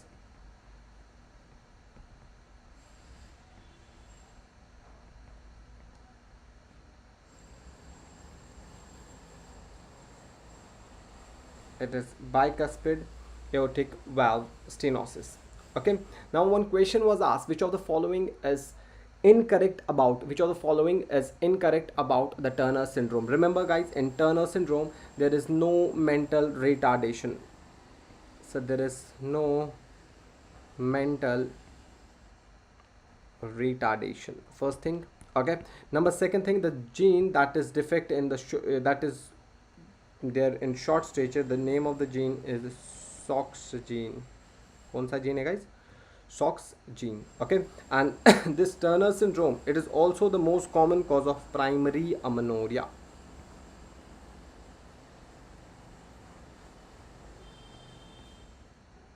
It's also the most common cause for primary amenorrhea.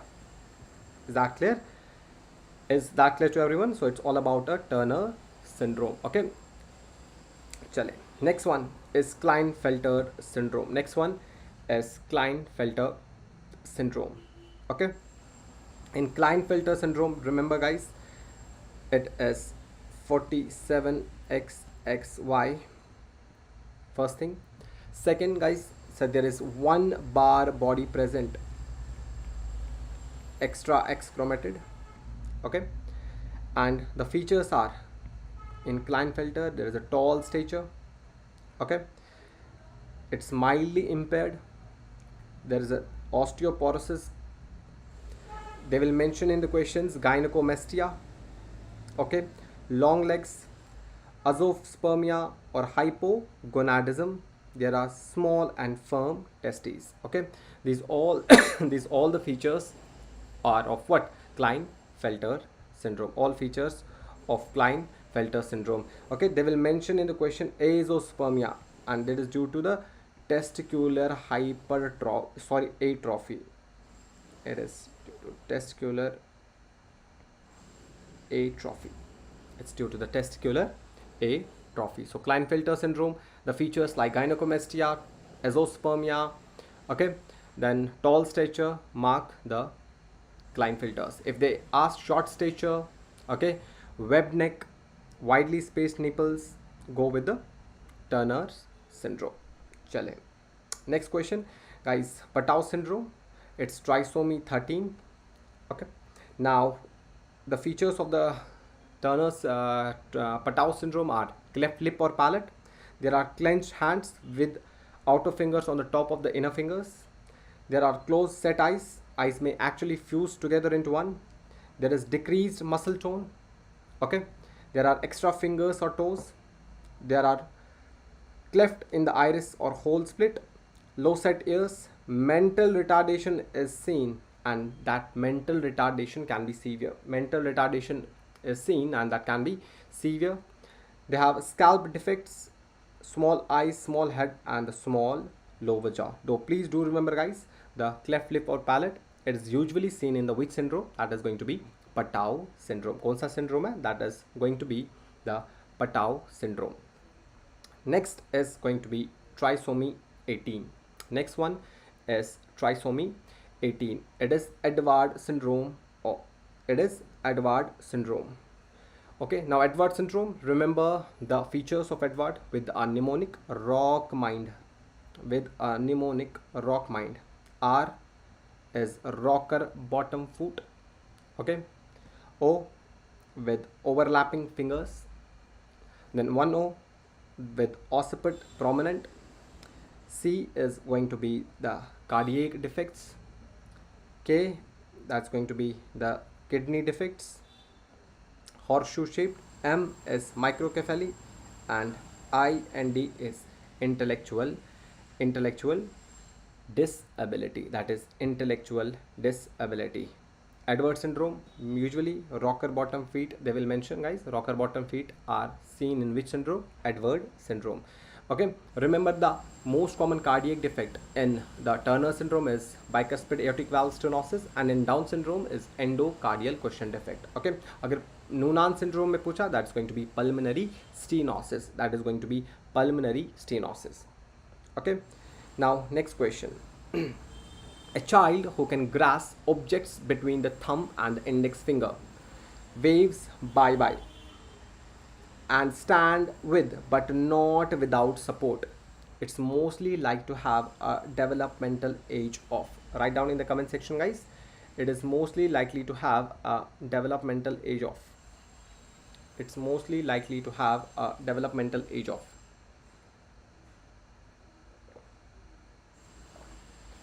Yes, what will be your answer? It's mostly likely to have a developmental age of.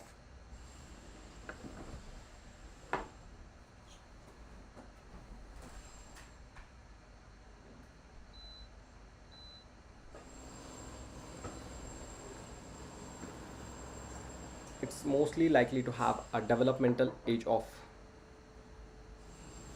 Yes, good. The answer is going to be 9 months. The answer is going to be 9 months. Okay, so let's discuss about the gross motor milestones. Let's discuss about the gross motor milestones. If we talk about sitting with support, that is around 5 months.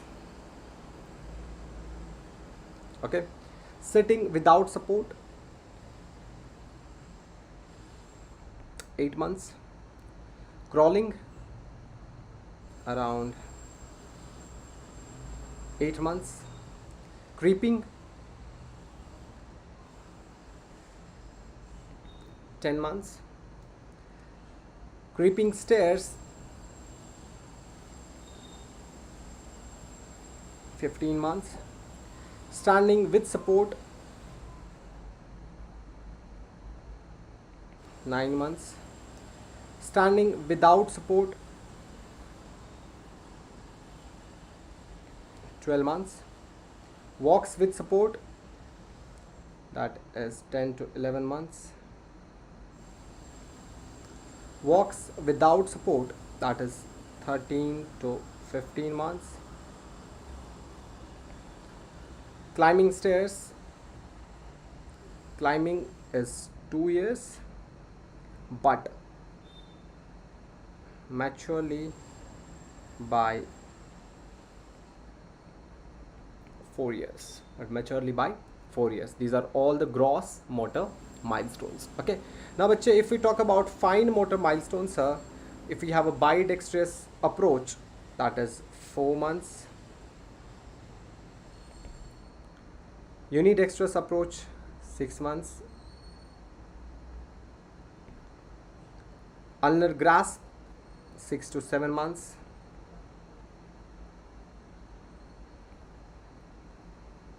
Radial grasp 8 to 9 months. Pincer grasp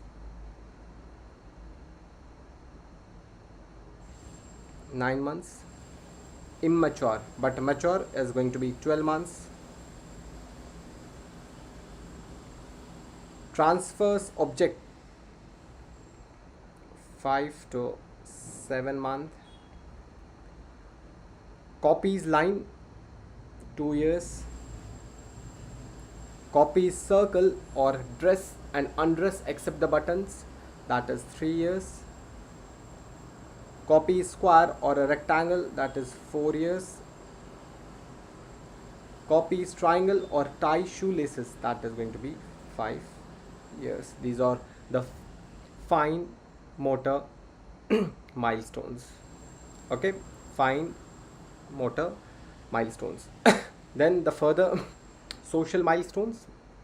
The social smile at 2 months. Usually there is no particular trick, but you can make by yourself from one. Chalo. Mirror play by 6 months.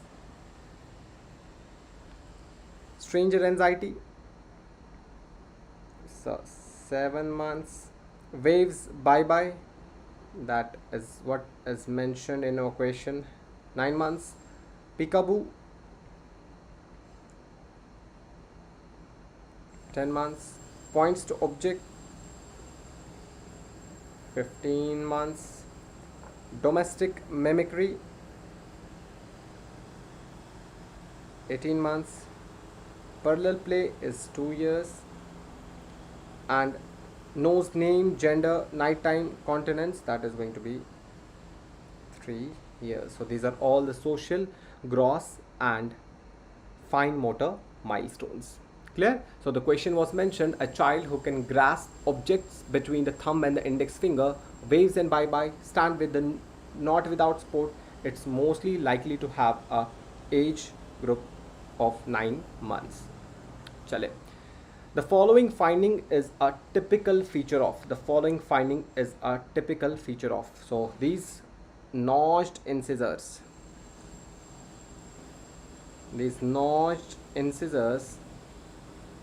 Are a feature of which condition, guys? It's going to be congenital syphilis. Okay, now the congenital syphilis, bache, we have a triad. So what is a triad? The triad we have is SNHL, Hutchinson teeth and interstitial keratites. So right.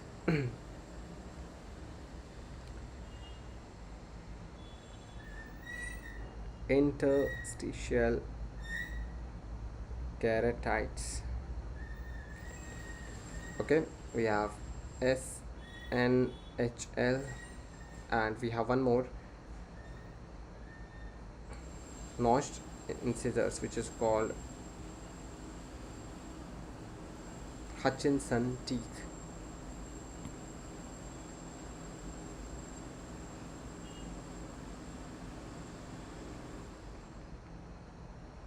It is called as Hutchinson teeth.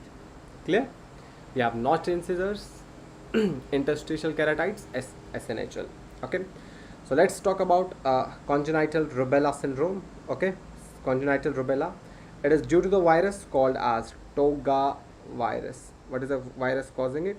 Called as Toga virus. So the question that they can ask is a triad.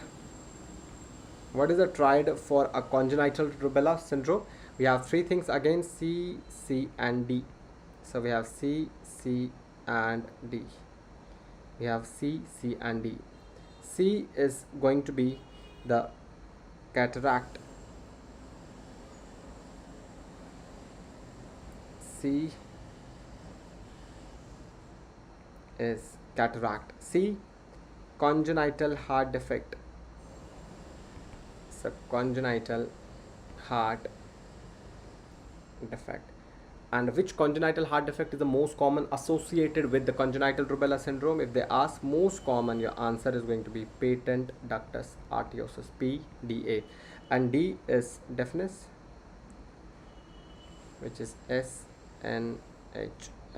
D is deafness, that is SNHL. C, C and D. Clear? Chale. Now sir, next one is the triad CCD, and next one is the triad which is seen in congenital toxoplasmosis. Congenital toxoplasmosis, you already know that toxoplasmosis caused by Toxoplasma gondii.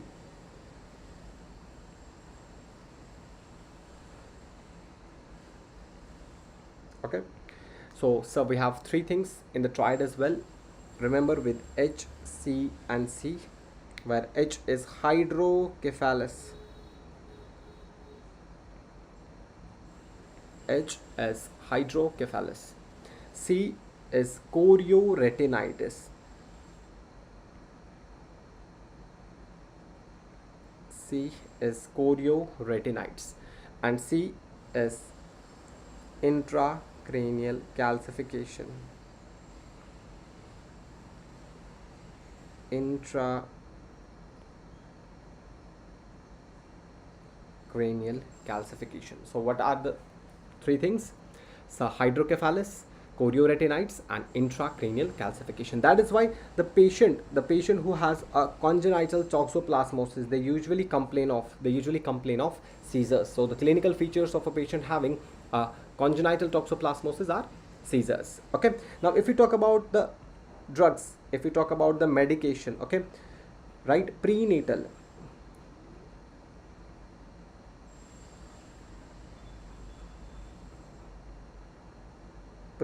we give, okay, or in pregnancy also we give a drug, spiramycin. Okay, postnatal, sir, we use three drugs called as, what are the three drugs? Sir, we use pyrimethamine,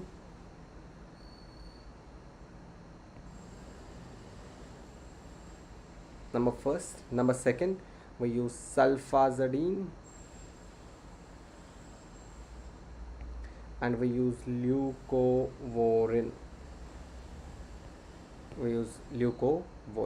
Okay, or folinic acid, okay. So congenital rubella, remember toga and there's a classical rash seen in rubella, that is blueberry muffin rash. And this blueberry muffin rash, sir, it is due to the erythropoiesis.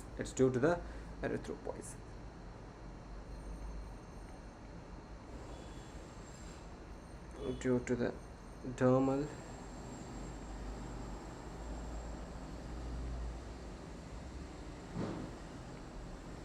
erythropoiesis. Is that clear? So that's all about the congenital rubella syndrome and congenital toxoplasmosis and congenital syphilis. Is that clear? चले आगे बढ़ते हैं. Next question.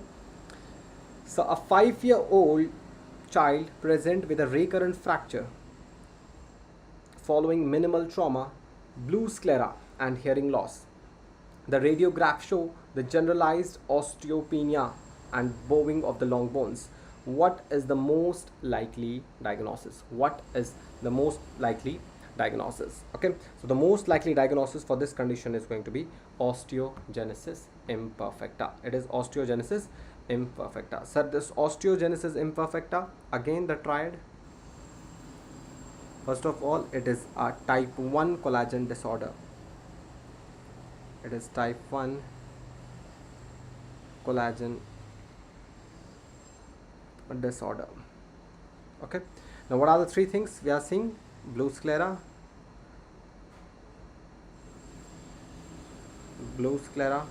multiple fractures, multiple fractures, and SNHL and SNHL. Is that clear? So that is about the osteogenesis imperfecta. Okay, let's move to the next question. Which of the following reflexes is typically present at birth and disappears by 4 to 6 months of age? Okay, now the newborn reflexes, bache. So first of all, it's a rooting reflex. What is rooting reflex? It started 32 weeks intrauterine life to 1 month postnatal age. Okay, next one we have a Morrow's reflex, 28 to 37 weeks of intrauterine life to 5 to 6 postnatal age. Okay, then we have a parachute reflex, 7 to 8 months postnatal age, and it persists through life. This can be the question asked, which of the following reflexes persists throughout the life? Your answer is parachute reflex. Your answer is parachute reflex. Okay, then we have a Palmer or the grass reflex, 28 weeks of intrauterine life to 3 months. That is Palmer grass reflex. We have asymmetric tonic neck reflex, 35 weeks of intrauterine life to 5 months postnatal age. Okay, now which of the following reflexes is present at birth and it disappears around 4 to 6 months? Your answer is going to be Morrow's reflex. Your answer is Morrow reflex. Clear? Chale. Next question, guys. A child present with hepatomegaly and hypoglycemia. There is no improvement in blood sugar even after the administration of epinephrine. What is the likely diagnosis? So we have a question from the glycogen storage diseases. Okay, so a patient is presenting to you with the hepatomegaly and the hypoglycemia. Even after the given blood sugar, there was no improvement. And what is the likely diagnosis? So answer is going to be von Gerke's disease. Yes, what's the answer, bache? Von Gerke's disease. So let's understand about the glycogen storage diseases. Chale. First of all, if we talk about type 1 glycogen storage disease, okay, the enzyme deficient is glucose 6 phosphatase. The enzyme deficient is glucose 6 phosphatase. The organs affected are liver and kidney. The key features of a patient having a von Gerke's disease is a severe hypoglycemia, a lactic acidosis, hepatomegaly, hyperuricemia, and hyperlipidemia. So a given scenario was given, a given question, hepatomegaly, okay, hypoglycemia. So the answer is going to be von Gerke's disease. The next question they can ask, what is an enzyme deficient in the given scenario? So you have to diagnose that this is a von Gerke's disease, and the diagnosis is an enzyme deficient is glucose 6 phosphatase. Next one is going to be type 2, which is Pompey's disease. Okay, the Pompey's disease, remember bache, in Pompey's disease the enzyme deficient is acid maltase.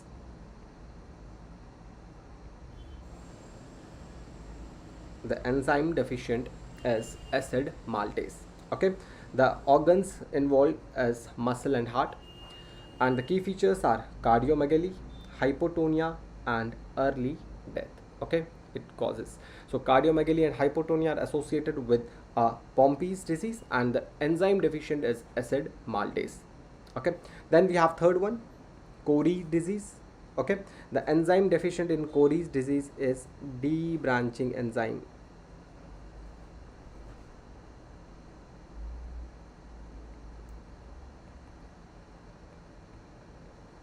Debranching enzyme. It involves liver and muscles, and patient will complain of a milder hypoglycemia.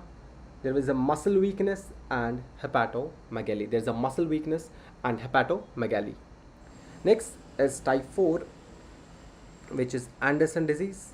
In Anderson disease, the enzyme deficient is branching enzyme. The enzyme deficient is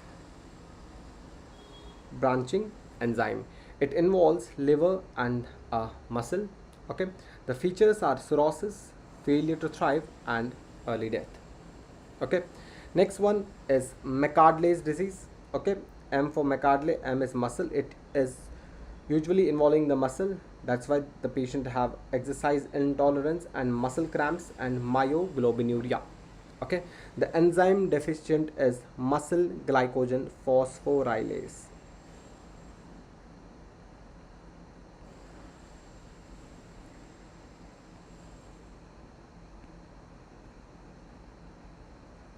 Muscle glycogen phosphorylase. Okay, now the next one is going to be the type 6 Hers disease. H is Hers. H, you know, hepatic involvement, liver involvement. Okay, so what is an enzyme deficient? It is liver glycogen phosphorylase.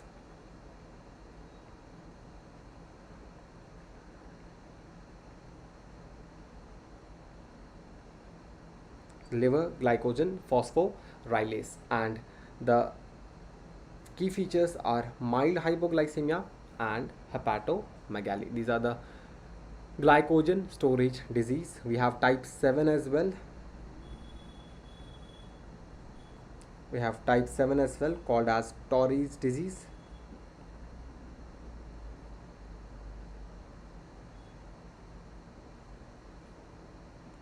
Called as Torres disease. The enzyme deficient is phosphofructokinase.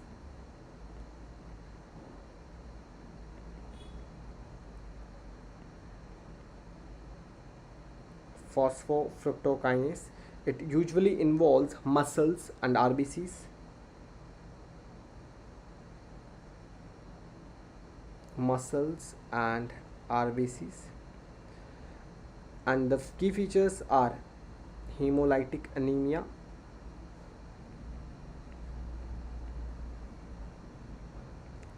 and exercise intolerance.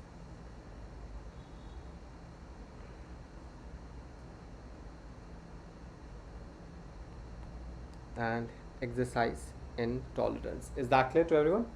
Yes. So glycogen storage disease, guys, important. Biochemistry से भी question पूछ सकते हैं. Remember, if there is a hypoglycemia, hepatomegaly, hyperuricemia, think of a von Gierke's disease, and the enzyme deficient is glucose 6-phosphatase. Pompey's disease, acid maltase. How to remember this branching and debranching? Remember A, B, C, and D. Okay, Anderson is branching and Cory's is debranching, and Cory's is debranching enzyme. Okay, then McArdle's, we have muscle glycogen phosphorylase. M is muscles, so there is exercise intolerance and muscle cramps. H is Hers disease. H is hepatic involvement, so there is hepatomegaly scene. There is hepatomegaly scene. So this is all about the glycogen storage diseases. It's all about the glycogen storage diseases. Let's move to the next question, guys. A 2-year-old child present with a developmental delay, the coarse facial features, hepatomegaly, the corneal clouding. What is the most likely diagnosis? What is the most likely diagnosis? Write down in the comment section. A 2-year child present to you with a developmental delay. Okay, a patient is having a hepatosplenomegaly with a corneal clouding. Okay, corneal clouding. What is the most likely diagnosis? Good. The most likely diagnosis is Hurler's syndrome. Now let's discuss about the lysosomal storage diseases and the enzyme deficient. Okay, now if we talk about the most common lysosomal storage disease, the first one, most common one, is going to be Gaucher's disease. Answer: Gaucher's disease is most common one. The enzyme deficient is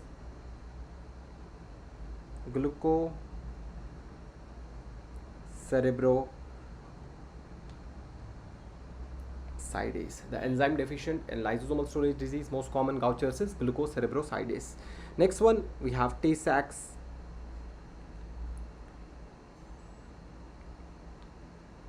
We have Tay-Sachs disease. Tay-Sachs disease में enzyme deficient is hexoaminidase A.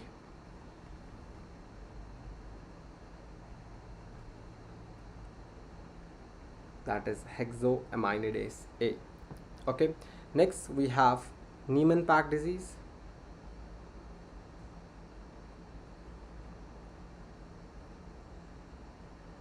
Niemann-Pick disease. Niemann-Pick disease, we have syphingomyelinase.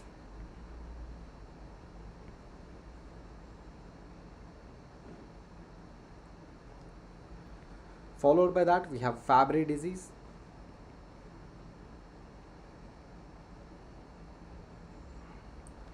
In Fabry disease, we have alpha galactosidase A.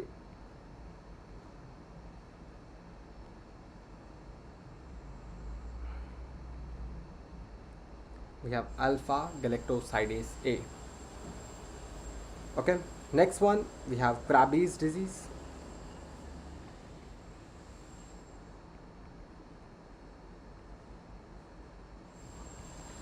It is galactocerebrosidase.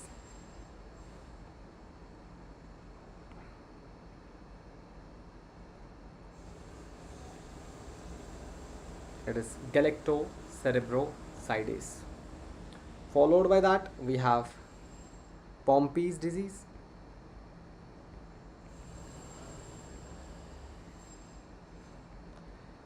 That is acid maltase.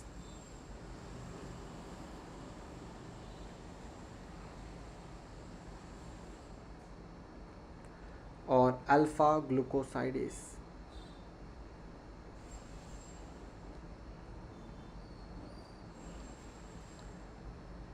Yes, PDF I'll be sharing, don't worry. PDF I'll share in the Meduhub channel and my channel as well. Okay. Then sir, we have Hurler syndrome or Hunter syndrome. Hurler and Hunter. So whenever we go for the hunt, we need a clear eyesight. Yes or no, guys? Yes, sir. So if it is mentioned that there is no clouding, if it is mentioned that there is no corneal clouding, think of a Hunter syndrome. If it is mentioned that there is a corneal clouding, think of a Hurler syndrome. So hunt करने के लिए you need to see clear. So for hunt, if it's clear, it's going to be the Hunter syndrome. If the corneal clouding is there, it's going to be the Hurler syndrome. Okay. Now if we talk about the enzymes deficient in Hurler syndrome and Hunter syndrome. In Hurler syndrome, it is going to be alpha L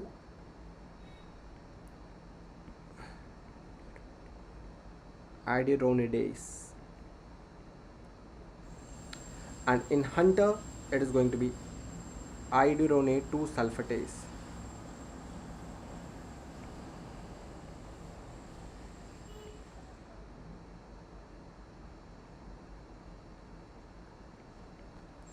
Iduronate 2 sulfatase. Last one, guys, we have Sandhoff's disease. We have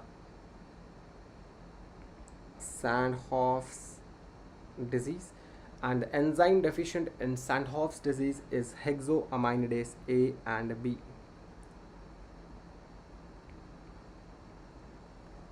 Hexoaminidase A and B.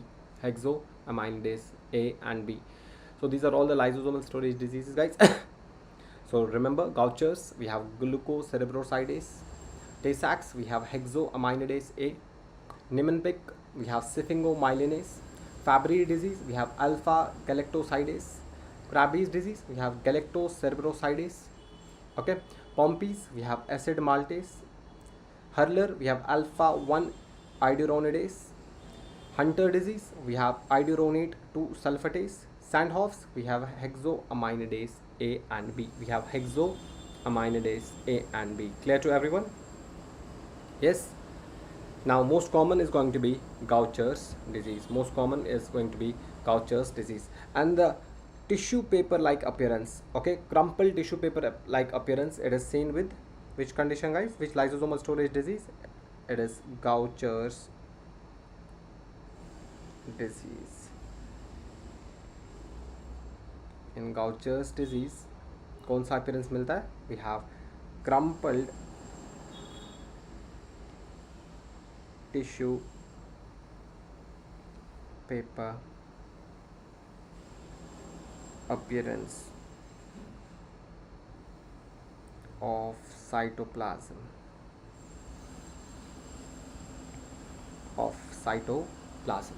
clear? And now these are the cherry red spots. Cherry red spots are seen in which lysosomal storage disease, guys? Tay-Sachs. It's going to be Tay-Sachs. So they're also seen in CRAO. They're also seen in CRAO. Clear? So this is crumpled tissue paper appearance of the cytoplasm and cherry red spots seen in Tay-Sachs disease. Clear? चले आगे बढ़ते हैं. Next one is going to be the congenital heart diseases.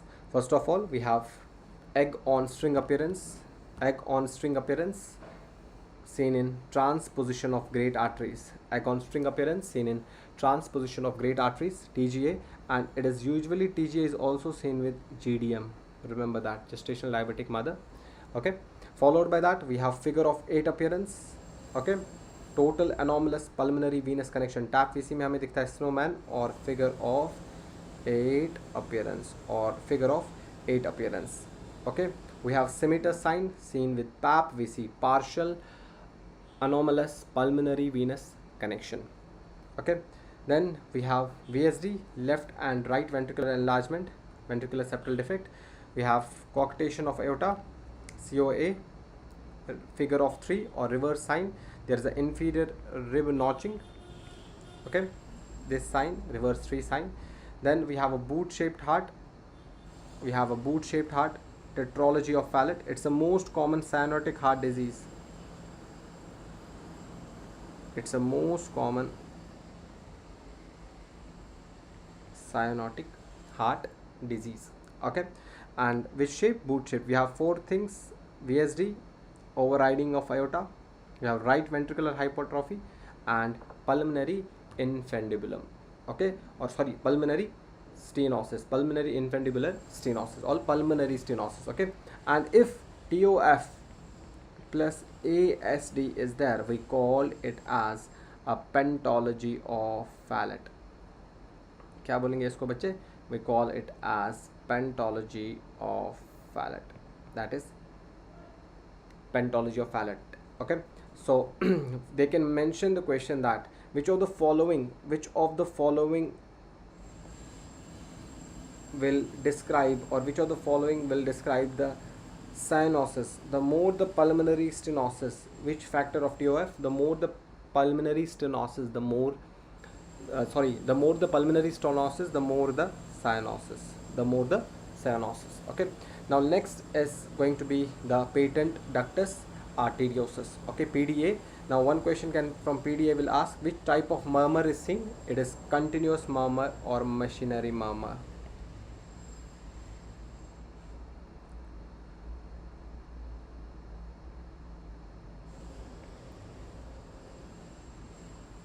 Continuous murmur or machinery murmur. Okay, now for the PDA, for the closure of PDA, the drug we use is very good. So the drug we use is ibuprofen followed by indomethacin. But for the patency, we use a prostaglandin. Very good. Which prostaglandin, sir? For the patency, we use the prostaglandin, and the prostaglandin we use is alprostadil. The prostaglandin we use is alprostadil. Is that clear? Yes. So let's have a quick recap, because whatever we studied, let's have a quick recap and end it. Chale. So we first started with the jaundice, guys. We first started with the jaundice, physiological jaundice. What is the jaundice? When the bilirubin levels are more than 5 mg per deciliter. Okay. Followed by that, breast milk jaundice. What are the components responsible? Free fatty acids and pregnanediol. Okay, because they interfere with the conjugated bilirubin, which will eventually lead to the jaundice. Okay. Now then we have a types of a jaundice: physiological jaundice and the pathological jaundice. The onset of a physiological is after 24 hours. Please do remember the important things: after 24 hours of life. Okay, and this one is going to be within 24 hours of life. Okay, the peak action on day 3 to 5. Peak action can be at any time. In term babies, it resolves by 1 to 2 weeks, but in preterm, 2 to 3 weeks. But if we talk about the duration in the pathological jaundice, it persists beyond the normal time. The bilirubin levels, do remember whenever the question comes, bilirubin levels, if less than 15, it is about a physiological jaundice. If more than 15 mg per deciliter, that is going to be the pathological jaundice. Okay, the cause, immature liver enzymes, and here it can be the hemolysis and the infection. Okay, if we talk about the type of hyperbilirubinemia, unconjugated bilirubin in the physiological jaundice, and conjugated or unconjugated in the pathological jaundice. I have mentioned here only conjugated bilirubin is increased in Dubin-Johnson syndrome and Rotter syndrome, other condition as well, but still remember from the syndrome CDR. And Crigl-Najjar 1 and 2 along with the Gilbert, it's going to be unconjugated bilirubin.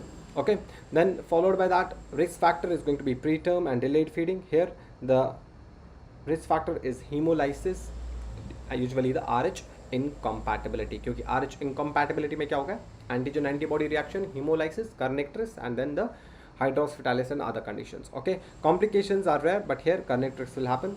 Management, frequent feeding. Here treat the underlying cause, and phototherapy with a wavelength of 460 around.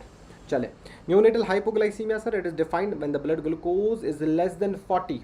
But if they mention plasma glucose, it's less than 45. But as per the WHO definition, it is less than 45 mg per deciliter blood glucose. Clinical features are most common is going to be tremors. Okay, followed by that, seizures, poor feeding, increased sweating are the other features of the hypoglycemia. If a patient is symptomatic hypoglycemia, give IV 10% dextrose. If sir asymptomatic, we need to start the breastfeed. Okay, if more than 20 to 40 mg per deciliter. But if asymptomatic and the blood glucose level is less than 20, then start glucose infusion. So remember, in an asymptomatic neonatal hypoglycemia patient, okay, if you have to continue monitor the glucose levels, okay, continue the breastfeed. But if it is more than 20, then breastfeed. If less than 20, then sir, start glucose infusion. Then the recent guidelines and the treatment of the pneumonia, guys, you need to look for the danger signs, and followed by that, look for the respiratory rate as per the age, and check for the chest retractions or the chest indrawing. Then following are the three categories. If there are any general danger signs or stridor in the child, you categorize it as a severe pneumonia, and you have to give ampicillin and gentamicin as an antibiotic. Refer the patient on oxygen to the higher center. If there is a fast breathing or chest indrawing mentioned in the question, it's a case of a pneumonia. Okay, give amoxicillin for the 5 days and follow up in the OPD. And if there are no signs of pneumonia or no very severe disease is there, no danger sign is there, there should be no antibiotics and only the supportive care. Then we further discussed about the feed of preterm gestational age, less than 28 weeks, we give IV fluids and total parenteral nutrition. 28 to 31, we give orogastric or tube feeding. Okay, 32 to 34, paladi feeding or katori spoon feeding, and more than 34, you have to go for breastfeeding. Further, we discuss about a case having a seizure with multiple ring enhancing lesions, neurocystic cirrhosis, guys. You already know that it is due to the tina solium, okay, pork. Okay, and the drug of choice is going to be albendazole. This parasitic infection, the drug of choice is albendazole plus the steroids. What will steroids use? So we use steroids like prednisolone and dexamethasone. Eventually they will decrease, sir, the inflammation. A girl is born, then we discuss about the Down syndrome. Okay, then we discussed about the Down syndrome, trisomy 21. a patient of a Down syndrome are more prone to the duodenal atresia, Hirschsprung disease, or the Alzheimer's have discussed. Please do remember the triple test. In the triple test, what will be the components that will be increased? There in quadruple test, only thing will be increased is beta ECG. Rest everything is going to be decreased. Okay. Remember the most common congenital heart defect is endocardial cushion defect. It's endocardial cushion defect. Okay. Then further, a 6-year-old boy, we discuss about the vasculitis, which is most common in the pediatric age group. That is going to be HSP. Okay, HSP of 3 words. So the type 3 hypersensitivity reaction. Okay, any palpable purpura. Okay, with any one of these clinical features. What are the clinical features? So arthritis, arthralgia, so abdominal pain, hematuria, or biopsy shows IgA deposition. That is a case of HSP. Remember, the platelet count is normal. Okay, and the purpura here, it is due to the vasculitis. It's due to the vasculitis. Okay, what is the for the diagnosis? For the diagnosis, so we go for skin biopsy. Please do check the image of the skin biopsy, IgA deposition and dermal papillae. Okay, chale. Then next one we discuss is Kawasaki's disease. Okay, it's also called as mucocutaneous lymph node syndrome. Age usually is less than 4. A patient will come with the following features. There can be a bilateral non-purulent conjunctivitis with macropapillar rash, cervical lymphadenopathy, strawberry tongue, and edema, along with a fever more than 5 days. Classical case of Kawasaki disease. Due to the involvement of coronary arteries, patient can have a myocardial infarction. Treatment is IV immunoglobulin and aspirin. Remember, this is the only condition जहाँ पे aspirin देते हैं बच्चों में, otherwise they will cause a Ray's syndrome.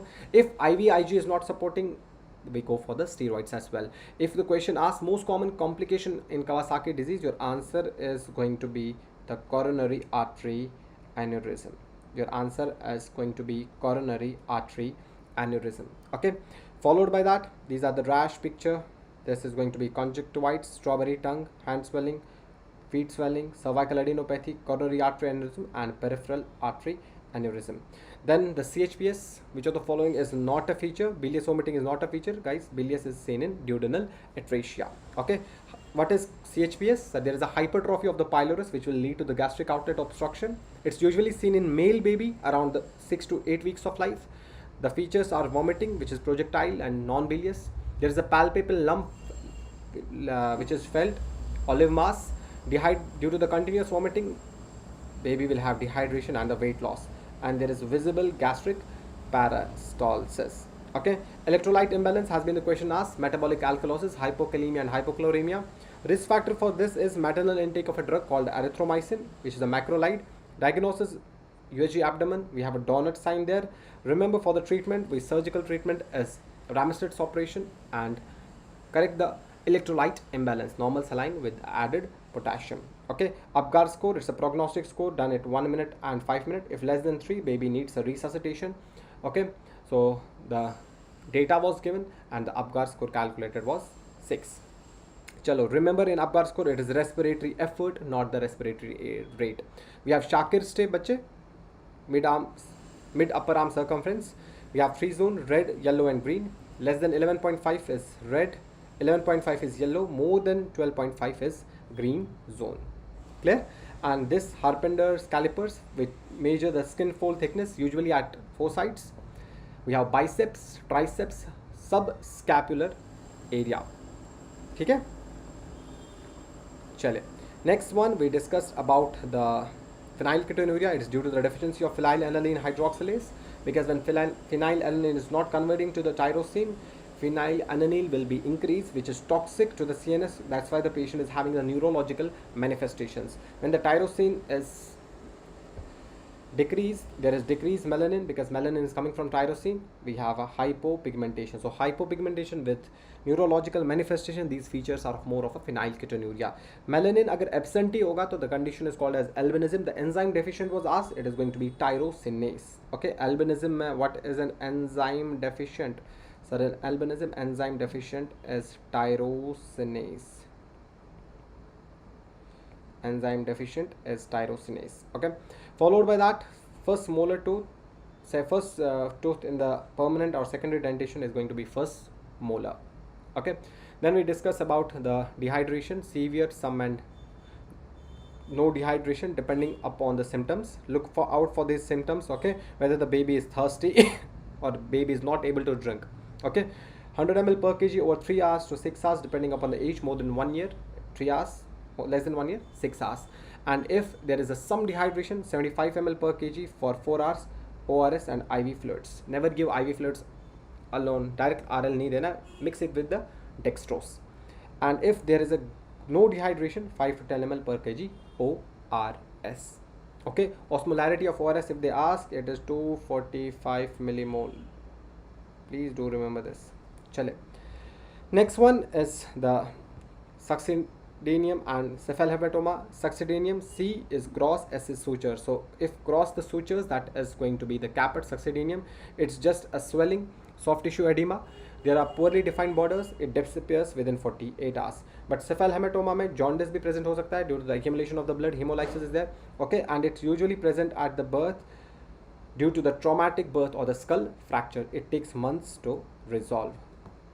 Next question, we discuss about kwashiorkor and marasmus. Remember guys, there is deficient of proteins, it's deficient of proteins as well as the calories, okay. There is a depigmented hair flag sign which is seen in the kwashiorkor, protruded abdomen, here prominent ribs are seen, mild muscle wasting, more muscle wasting, okay. In marasmus, it's a old man faces, there are old man faces, okay.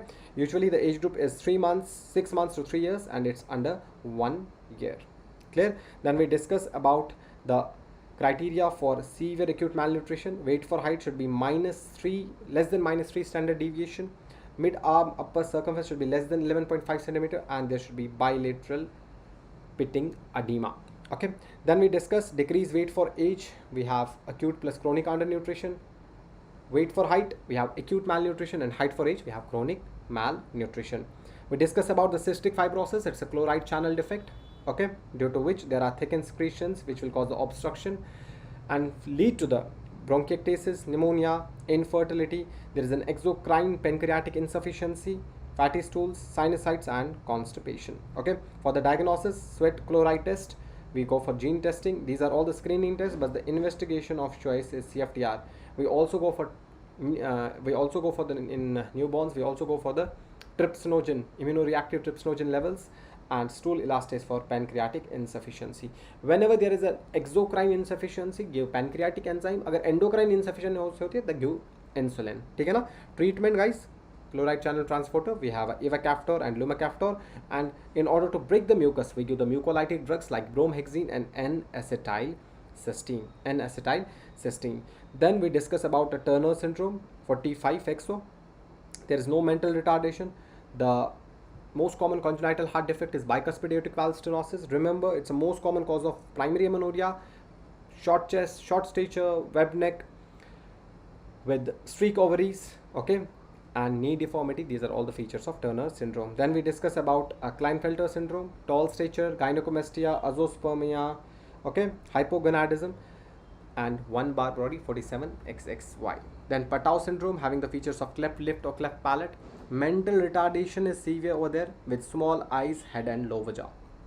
We discuss about trisomy 18 Edwards syndrome, or the, okay, what are the clinical features? Rocker bottom foot, overlapping fingers, occiput prominent. There are cardiac defect, horseshoe shaped kidney, and intellectual disability.